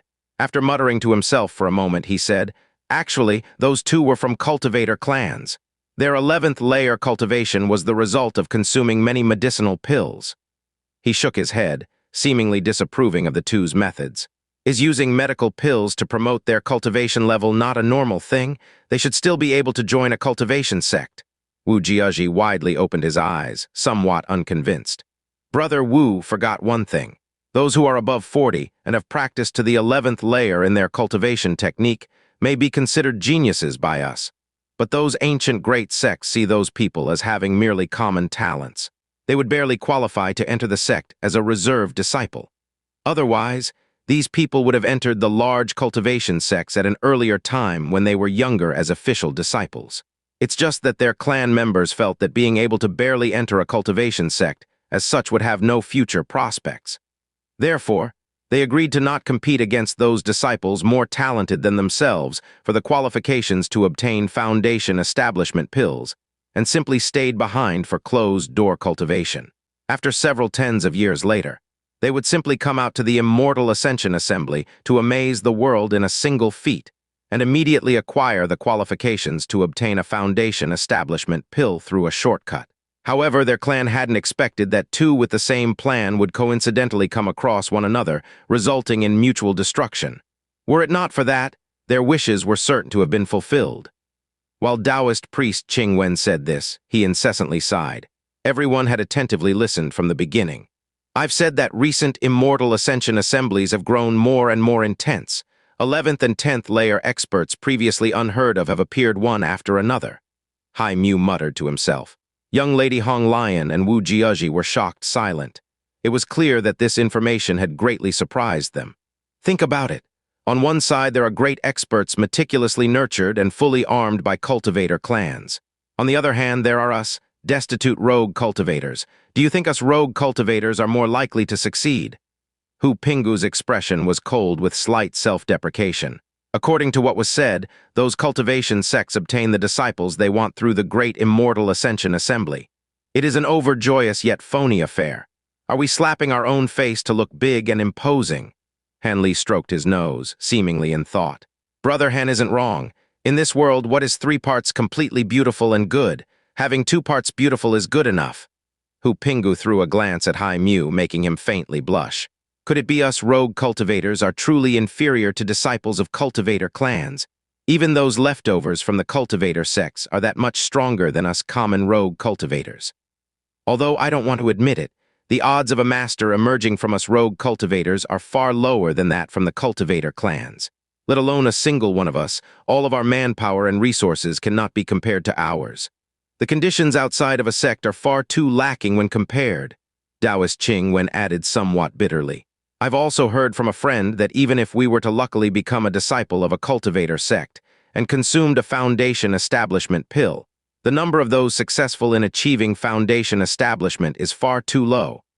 Hai Mu said dejectedly. Enough, everyone, don't be crestfallen. We are still young. If we are unsuccessful this time, we still have an opportunity in 10 years. Perhaps in the future we will enter a cultivator clan as a disciple. For now, let's talk about how we will gather together after the assembly. After Taoist priest Qing Wen let everyone blew off steam, he changed the subject. There is nothing to say. At that time, I will leave with everyone. After hearing about how amazing the people of the world of immortal cultivators are, I truly wouldn't dare to travel by myself. Taoist priest Qing Wen helplessly shook his head and looked toward Vagabond Hong Lion. I will also travel with everyone, Vagabond Hong Lion declared quite bluntly. Good, good. Brother Han, do you also plan go with us as well? Taoist priest Qing Wen had a happy appearance and then asked Han Li. When Han Li heard this, he hesitated. It would be reasonable to say that for a young person like him, it would be best to follow this small group. However, he didn't know why, but in his heart, he felt that something wasn't right. Had he truly made that decision, he was certain to regret it. I will decide after the conclusion of the trade meet. I am not anxious, Han Li said with a smile. He decided to first wait a bit before making a decision. Yi, Han Li's words clearly went against their expectations and shocked everyone. For what reason does Brother Han hesitate? Us rogue cultivators are together so that others can't bully us. What's even more is that Brother Han was able to see through my thieving skills. This little brother has much interest in swapping pointers with you at a later date. Wu Jiaji said somewhat dissatisfied. After Han Li heard the youth's words, he did not get angry. He only smiled and spoke no more. He. Brother Han didn't say that he was certain to not get along with us on the journey. He simply said that he wanted to think about it. That too is only natural, Taoist priest Qing Wen immediately mediated. That's right. Taoist priest Qing Wen spoke the words in my mind. I have a few secret problems that are truly somewhat difficult to say. That is why I must be a bit cautious. Han Li seemed to be very grateful towards Taoist priest Qing Wen and gave an expression that he was speaking from his heart. So it turned out I was just being meddlesome. The youth felt as if he had become ostracized and became displeased. Taoist priest Qing Wen helplessly smiled. With the look of an elder brother apologizing for a mischievous little brother, he inwardly apologized to Han Li. Han Li naturally did not take this matter to heart. Since this matter had already been resolved, everyone stood up one after another and took their leave. Han Li looked for an empty room on the second floor to retire for the night. On the second day, except for Han Li and the Buddhist monk, everyone else left the building and went together to the vendor stands. At this moment, the Buddhist monk was in the hall of the first floor meditating and chanting scriptures. Han Li was in his room, lightly stroking a dozen paper talismans and lost in thought. These so-called elementary, low-grade paper talismans have a slight flicker of spiritual light. They're largely different from the paper talismans of the secular world, not because the materials are special, but rather due to the addition of some kind of magic technique. Han Li thought. Han Li took out the paper talismans, which he originally planned to use in order to learn the soul lock technique. However, he suddenly remembered he couldn't seem to draw the soul lock talismans on the bright side. He still needed a writing brush and cinnabar sand, two items that seemed to be sold at vendor stalls. Could it be that these paper talismans couldn't be used in conjunction with secular objects and were limited to items unique to cultivators? With this thought, Han Li could not sit still in the room, so he decided to go find the Buddhist monk. In any case, he wouldn't be able to hide the fact he was a novice cultivator. He may as well calmly and directly ask. Almsgiver's thoughts are correct. To successfully draft a spiritual talisman, apart from having to refine the talisman paper from special materials, you also must use a concoction of demonic beast blood and cinnabar. As for the writing brush, it depends on the situation. After Buddhist monk Ku Sang heard Han Li's question, he peacefully answered. Master Ku Sang, what do you mean that it depends on the situation? Han Li earnestly asked, sitting across the monk. His appearance didn't hold the slightest amount of shame. Most of the brushes cultivators use to draft spiritual talismans, apart from those created from the spiritual hair from demonic beasts, are made of heavenly bestowed precious earthly charcoal. These can increase the rate of success when creating talismans as well as the talismans might. However, if you do not have them, you can even use common secular brushes, but if you do, the rate of success is far too pitiful. The Buddhist monk lightly shook his head. He seemed to disapprove of Han Li using that last method to refine talismans. Many thanks for Master's instructions. I will go out to see whether I can exchange for a brush to make talismans. Han Li stood and cupped his fist towards the Buddhist monk. Almsgiver, take care. The Buddhist monk closed his eyes once more and continued the great undertaking of his meditation. It seemed he would have to go out today. He remembered that the brush and cinnabar were not inexpensive. It would cost approximately 6 or 7 low-grade spirit stones. Could it be that he would have to sell the flight talisman he had barely been able to acquire? Han Li thought this as he walked. People were also exciting the building and walked over to the marketplace. Since it was currently morning, cultivators on the road were grouped in 2 and 3s and were not at all lonely. However, they seemed to all be heading toward the marketplace. It appeared that the majority of them were like his own group, heading out to set up a vendor's stall. Quick, look! A huge bird? A male cultivator suddenly cried out in alarm. Soon after, a large shadow swept across the road Han Li and other cultivators were treading. Han Li was quite startled and hastily raised his head to look. He saw a 2-headed monstrous bird about the size of a calf flying past over him. This bird somehow seemed to resemble an eagle and also something else entirely. Gray feathers covered its entire body. Its wings were 7 feet wide, and it possessed a pair of sharp sickle-like claws. Above the 2 neck were 2 bald, fierce bird heads with 4 eyes that glowed with a green light. What a frightening demonic bird!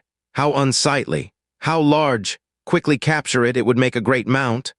The cultivators below stopped one after another and started to talk. It seemed that there were even a few eager to try to capture it. You don't value your lives.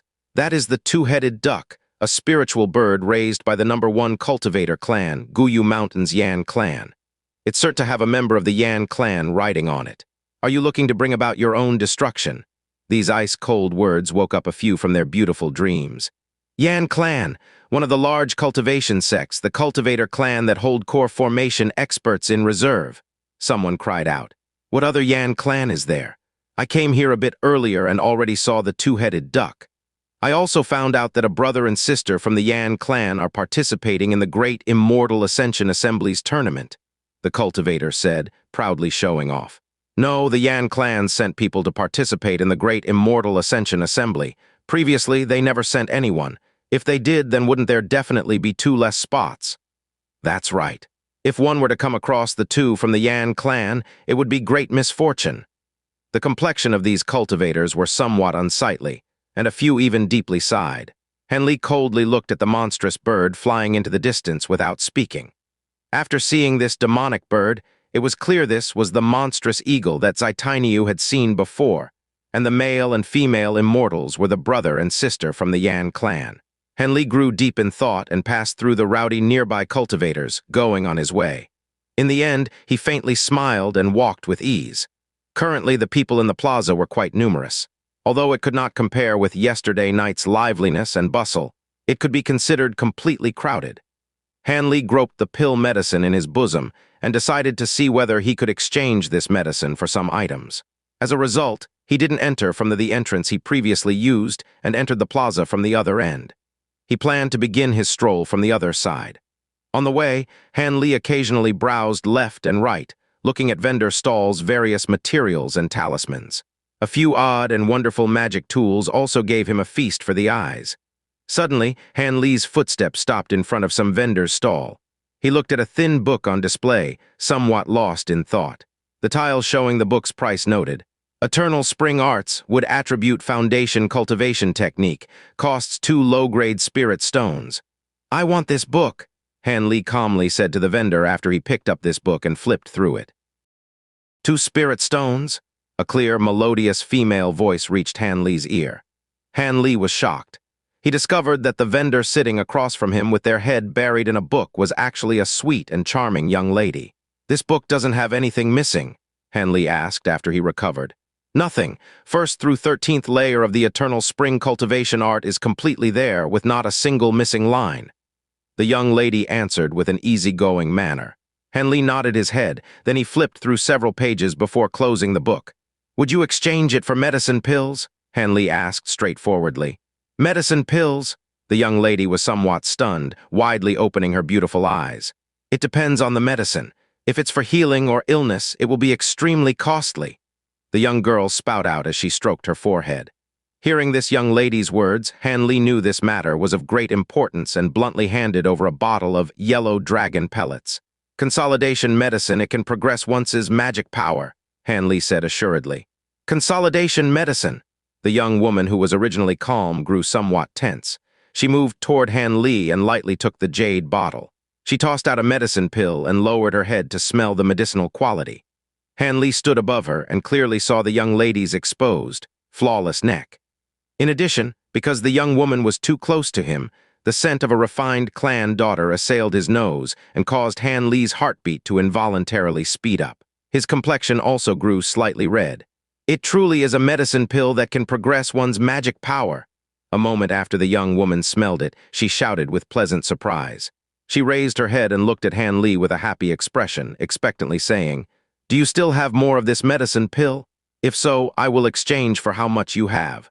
You can select the things in my stall as you wish. If there is nothing that will do, I can also purchase it with spirit stones." With this said, the young woman tightly held the medicine bottle. Her eyes were unblinkingly fixed onto Hanley, afraid that she would hear him say no. Seeing the charming and gentle young woman suddenly tense up, Hanley found it funny. However, he could not help but think to himself that he had underestimated the value of this medicine pills a bit. In the future, he should be a bit more prudent. Young woman, don't be anxious. First, let's finish the business before us. Will it be fine to talk about it further then? Hanley originally thought to refuse her. However, when he saw the clear expression in her eyes, he unknowingly recalled his little sister all of a sudden. His heart softened for a moment and those words slipped out. I am truly embarrassed. I've somewhat forgotten my manners.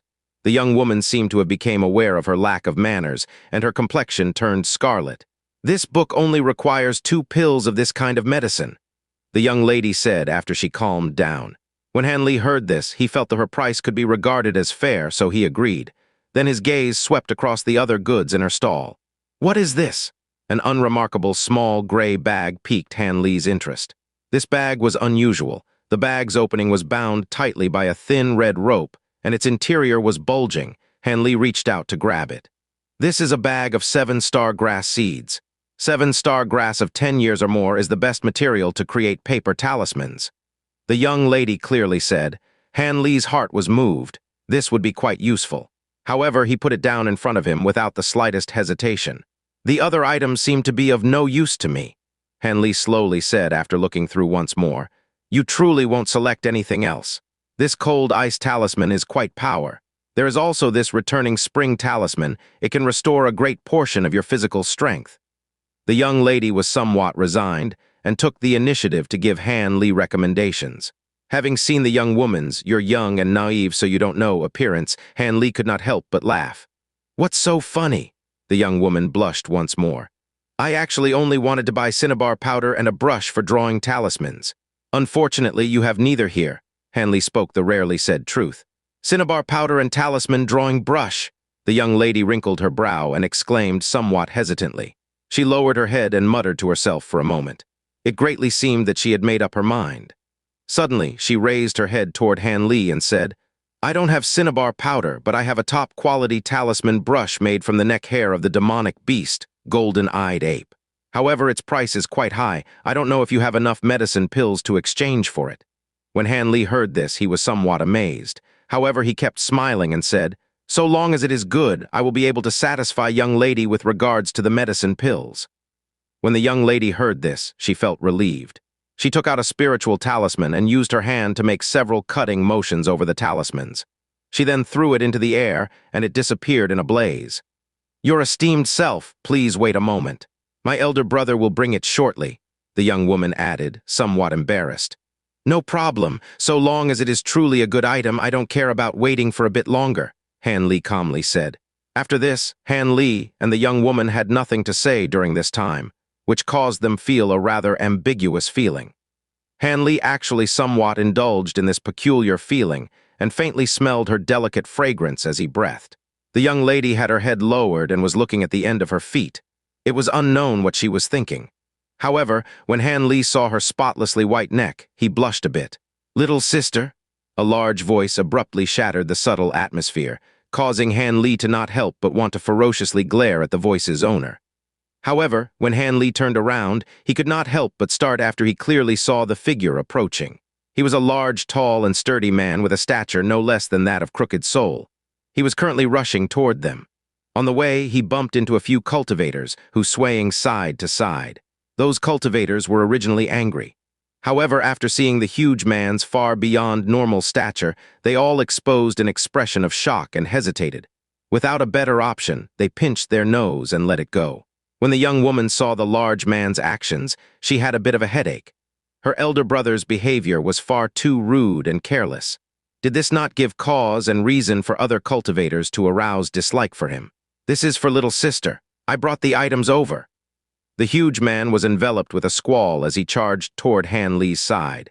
He extended his hand, which was the size of a palm leaf fan, and revealed a slender wooden box that he handed over to the young woman. The young lady inwardly complained about her elder brother's rudeness and carelessness. Then she handed over the wooden box toward Han Li, indicating that Han Li should open it and examine the contents. Han Li took the case. After taking a glance at the young woman, he opened the case, exposing a golden brush that emitted a faint yellow light from tip to shaft. This brush is called Golden Sincerity. Its tip was created from the neck hair of the Grade 2 demonic beast golden-eyed ape, and its shaft was created from a blend of gold essence and crow iron. Then, it was refined under a foundation establishment cultivator's well-learned ritual fire for 3 days and 3 nights. Only then was this brush successfully completed. The young woman softly explained. However, this woman stared at the brush with an expression that she was reluctant to part with it.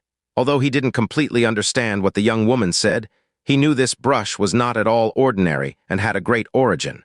He couldn't help but feel amazed that she was willing to part with this object. Could it be for those medicine pills? This young woman truly wants to exchange this brush with me. This is an impressive treasure. Han Li used his finger to lightly stroke the smooth shaft and looked at the engraving on brush's tip. Golden Sincerity, he confirmed with a deep voice. The young woman saw Han Li's doubt. After hesitating for a moment, she decided to speak the truth and dismiss the other party's doubts of the object's origin, else he dare not trade. This brush is an item handed down by my clan. It was used by some talisman creation expert. However, it is unfortunate that us two siblings do not have the slightest talent for creating talismans and would only squander this item in vain. In addition, my elder brother wishes to participate in this upcoming Great Immortal Ascension Assembly. His cultivation arts have already reached some sort of bottleneck and must break through with the support of medicinal power. As a result, I wish to use this object to exchange for your esteemed self's medicine pills. How is it that when I met you, the man's cultivation had reached a bottleneck? Isn't this too timely? Han Li thought with doubt. Actually, Han Li thought incorrectly. Of those in preparations for the Immortal Ascension Assembly's competition, 7 to 8 out of 10 were stuck at a bottleneck and were unable to break through.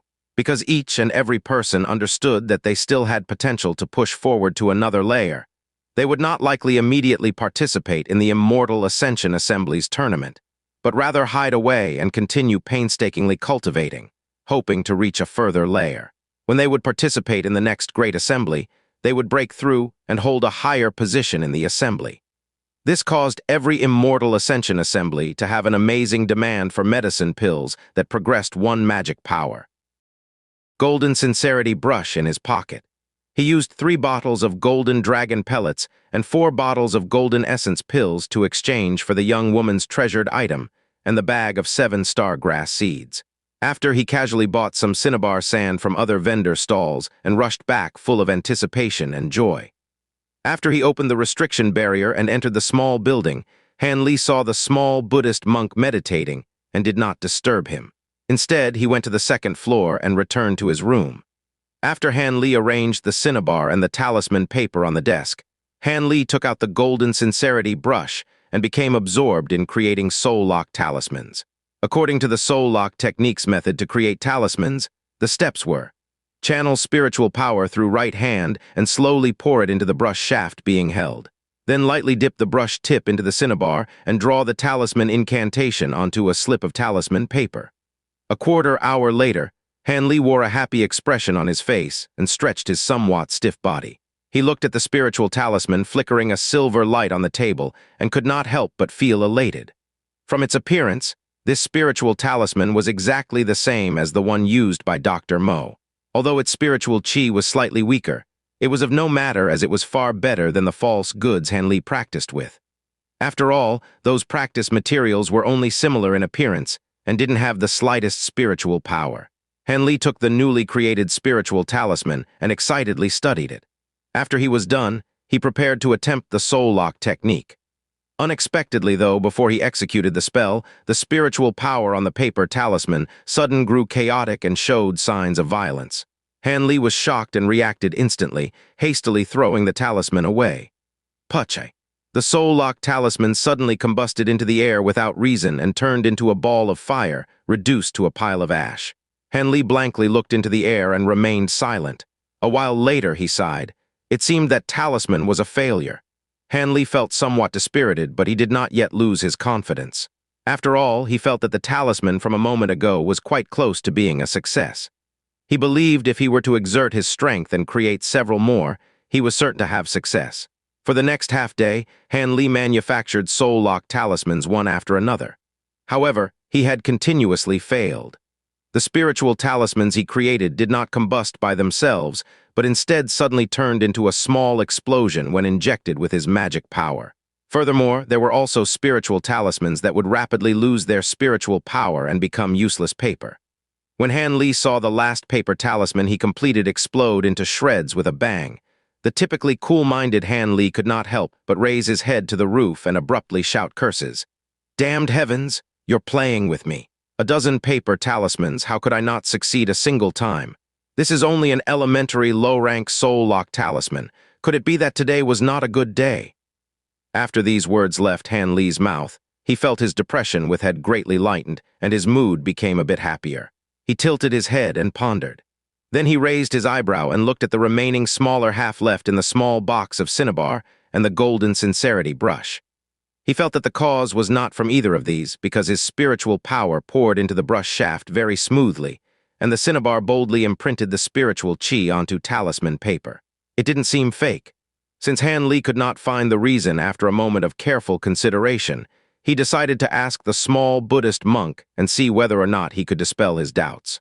At this moment, Han Li felt that on the path of cultivation, there would be teachers that could give directions. This was truly important. His heart was rather moved at the thought of formally becoming an apprentice to a master. After the small Buddhist monk heard Han Li's complaints over the failure of his talismans, he stared at Han Li with an exceptionally odd gaze, as if his face had suddenly sprouted a small white flower. When Han Li saw the Buddhist monk's reaction, his heart was somewhat startled. He didn't know if there was something amiss from the words he had just said, causing the other party to stare at him in this way. "Almsgiver Han Li, I fear you understand too little about creating talismans," the small Buddhist monk eventually said. "Master Ku Sang is correct. This is the first time I've created talismans," Han Li honestly admitted. "Among us cultivators, those of us who personally create talismans are few. If there is anything requiring the use of a talisman, they would generally purchase or exchange for it at a marketplace. Even if they are from a great clan, they must also do this." "Why?" Han Li was amazed. "It's quite simple. Those masters experienced and specialized in creating talismans are too few. In addition, the cost to nurture a qualified talisman expert is far too great. Only with the strength of those large cultivation clans can they be nurtured."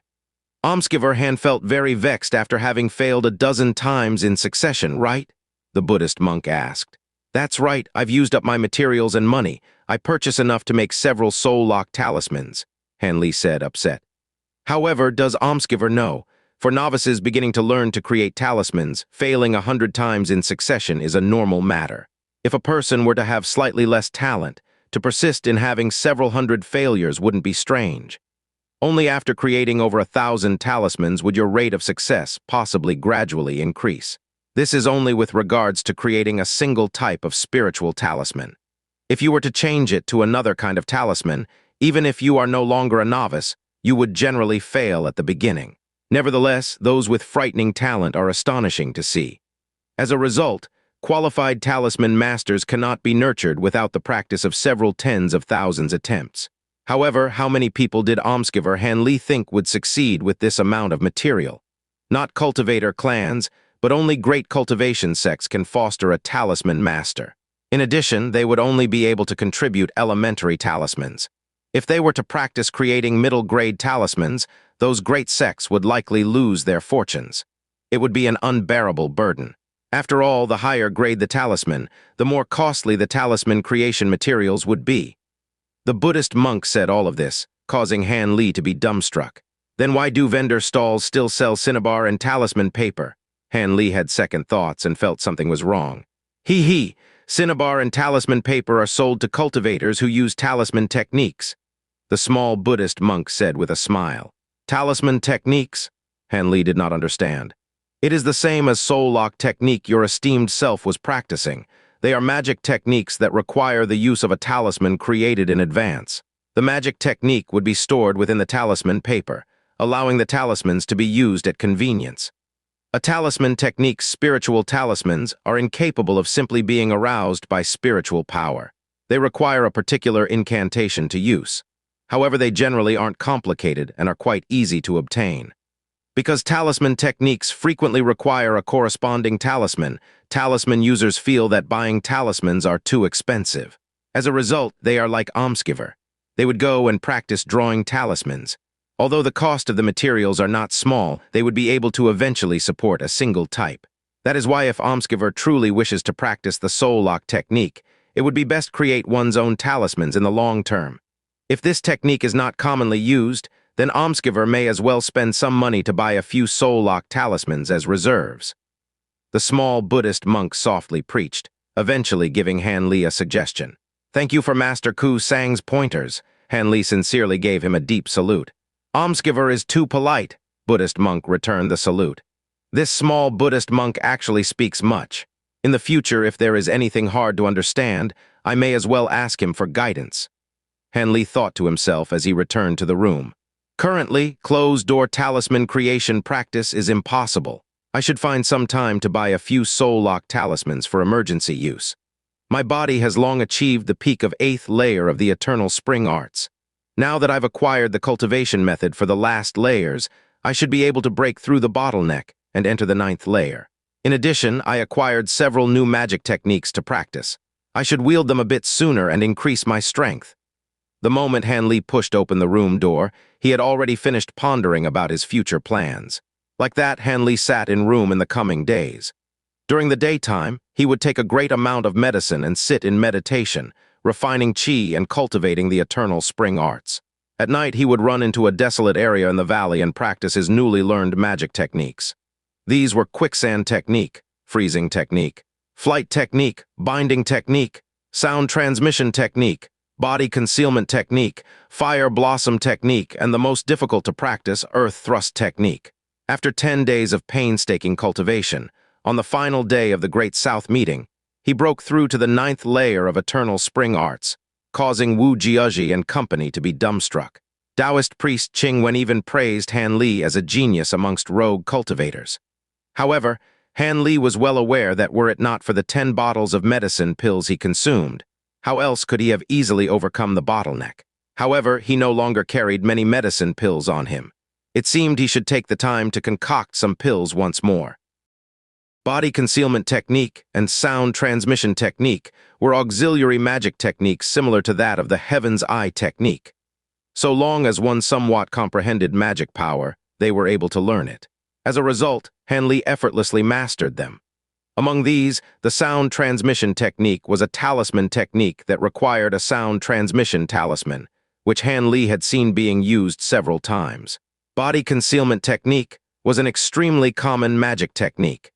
By attaching spiritual power to one's body, the body becomes enveloped in the environment's colors, causing people to have difficulty perceiving the user. This magic technique, however, holds little value because the Heaven's Eye technique can easily break through it.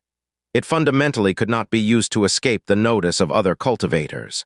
Quicksand technique and freezing technique were magic techniques with areas of effect. The first used magic power to turn the earth in an area into sand. The other could freeze the water in an area into ice.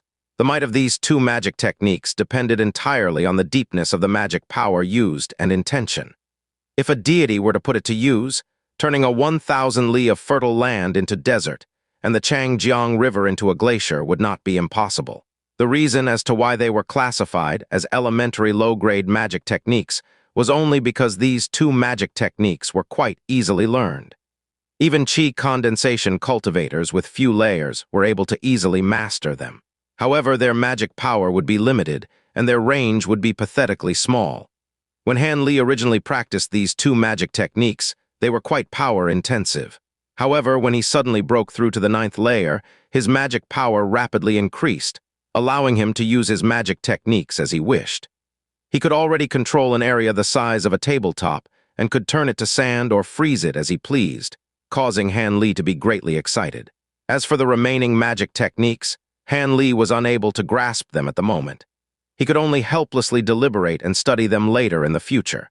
Because the Great South meeting was about to end, the amount of young cultivators that came to do business would reach its peak in its last 2 days. At this moment, Han Li was in the large business plaza that was crowded to the brim with 2,000 cultivators. The amount of vendor stalls were also several times greater than before. For the most part, they wished to grab onto this final opportunity and peddle their leftover goods. In addition, an unknown amount of higher-level cultivators that emerged from long cultivation began to appear one after another, also wanting to take advantage of this opportunity to observe those who could become formidable opponents. Han Li bitterly smiled. Although he had already entered the 9th layer while he was walking amongst the crowd of cultivators, he discovered many people that were above the 9th layer. Currently, Han Li no longer had any spirit stones, and his medicine pills were few in number. Since he had no intention of getting rid of his treasures, he simply followed the stream of people from vendor stall to vendor stall. He went simply to hear other cultivators' comments and views on the trades of goods to further his experience and knowledge. Hearing others speak truly broadened Han Li's horizons, causing him to understand quite a bit about magic tools and materials. For example, magic darts that automatically pursued enemies, gourds that could shoot flames, long sabers capable of freezing people with a cut, silver-winged ant eggs that could be used to create medicine, scales of a 100-year-old iron-lined serpents that could be used to craft tools, and so on. The more Han Li heard, the more he felt fascinated. Han Li had arrived at the center of the plaza before he knew it. "This won't do. I don't want what you're offering. Give me something else in exchange." "This is a destroyed magic treasure fragment. It is more than enough for your alms bowl." "What use would I have for this ruined fragment? Could it be that you couldn't find a core formation expert to refine it? Don't think you can exchange it with my returning wind's alms bowl." The sound of an intense quarrel arrived from the front of a vendor's stall. "Destroyed magic treasure fragment?"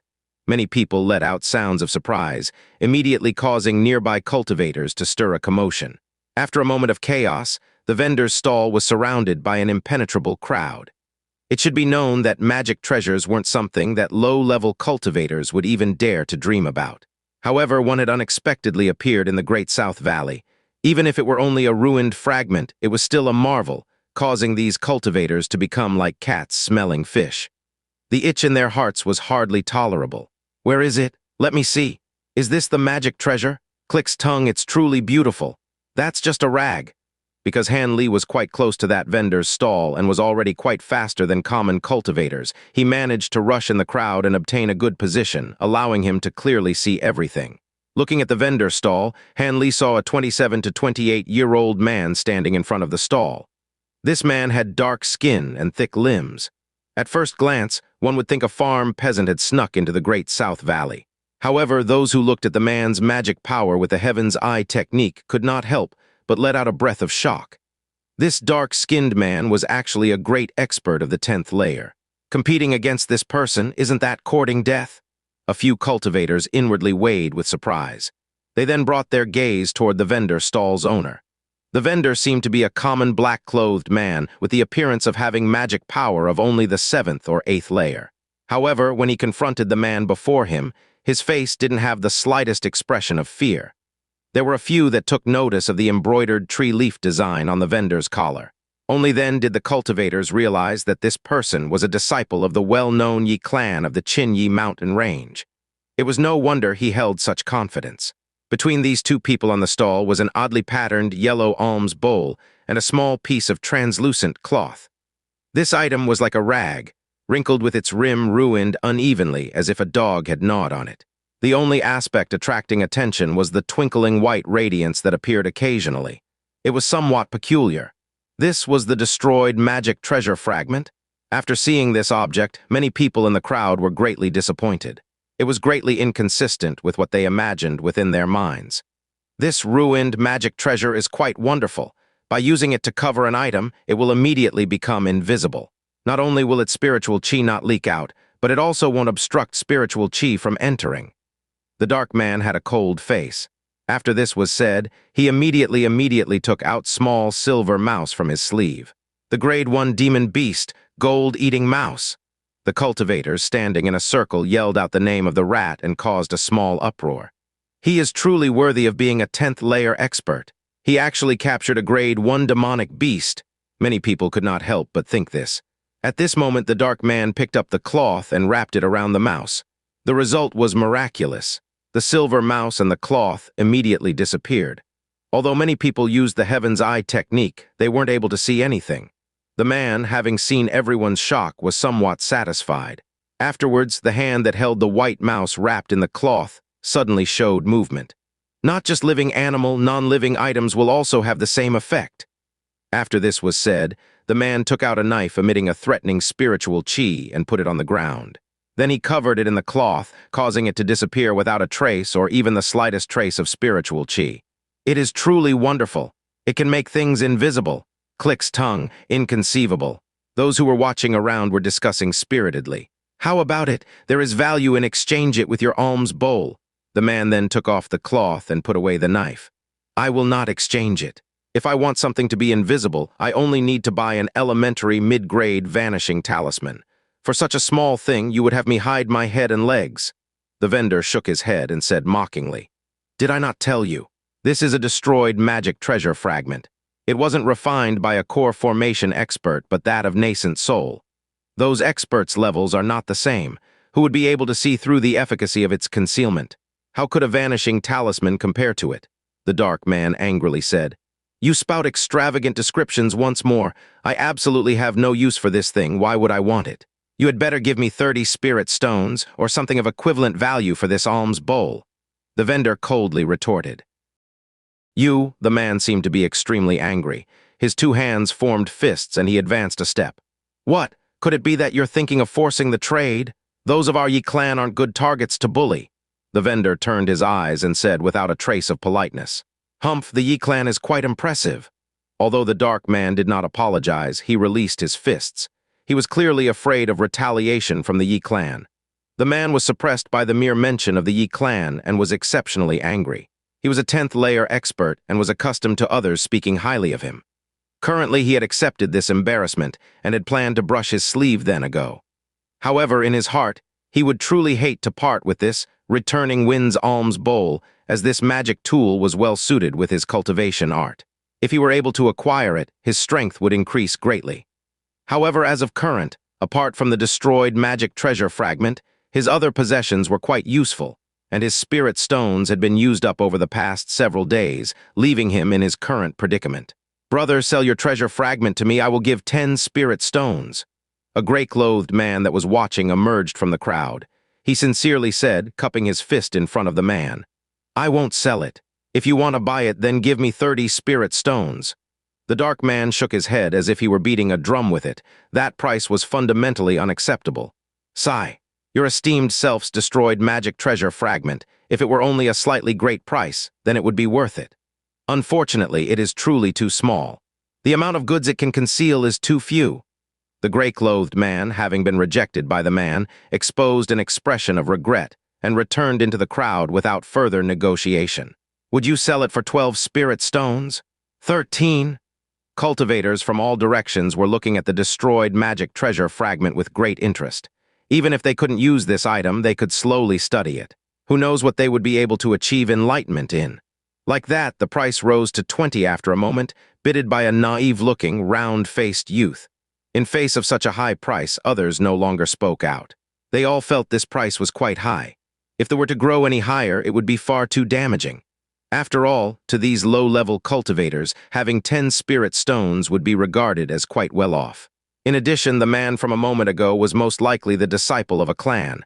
Only they could possibly be that rich. 20! The dark man's expression changed. The bid had reached his minimum. If he were to pair it with a few other objects, he would be able to exchange with the vendor for the returning wind alms bowl. You want to pay 20 spirit stones? The man amiably said toward the round-faced youth. Although nobody knew why, after a moment the youth's face was red. Then after another moment his face turned white and he became extremely frantic. I don't have that many spirit stones.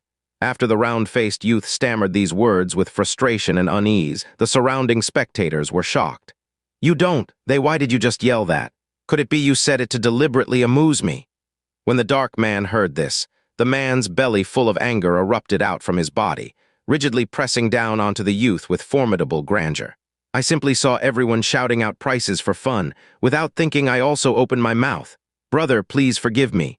The round-faced youth hastily apologized to absolve himself. His brow was beaded with sweat and soybean-sized sweat drops tumbled down. He was merely a 5th layer cultivator. How could he resist such spiritual pressure? Who just shouted 19? I am willing to freely give a spirit stone to allow your esteemed self to purchase this item. The youth resourcefully yelled at once. Unfortunately, those all around were extremely quiet. It seemed that person had already changed their mind. How about the brother who shouted 18? When the youth saw the dark man's increasingly scornful face, he nearly wept. He was an insignificant young cultivator. He only had 2 spirit stones on him, acquired from a year of bitter labor. Just as the people thought they were about to see quite a good show, wait a moment. A relaxed voice suddenly sounded out. A person entered the stage, calling out to the dark man. What do you want? The black man looked at the person with a gloomy face. His temper had already been ground to dust. If this person wanted to have a feud, he wouldn't mind taking them both out. Although this person was not weak, he was only of the 9th layer. This person has taken an interest in this item and desires it. That individual pointed at that cloth and said with a smile. The one the dark man had mistaken to be a cultivator looking for a fight was not a bystander, but Han Li. Originally, when Han Li heard this person say that this destroyed magic treasure fragment could turn things invisible and conceal spiritual qi, his heart was stirred, and his mind formed a vague opinion. By the time the dark man had concealed the knife, Han Li's opinion in his mind grew clear. He became determined to possess this destroyed treasure fragment. "How much will you purchase for it?" The dark man was surprised, but a moment later, his expression eased as he asked this question. This person does not plan to purchase it, but rather use this object to exchange for it. Han Li calmly took out a talisman from his sleeve, allowing those surrounding the stall to clearly see it. "A flight talisman," a few knowledgeable people cried out in alarm. "It's an elementary high-grade spiritual talisman." The other cultivators were awed. After all, elementary high-grade talismans had only appeared 5 or 6 times since the beginning of this Great South meeting. In addition, each and every one of them had been sold at astonishing prices.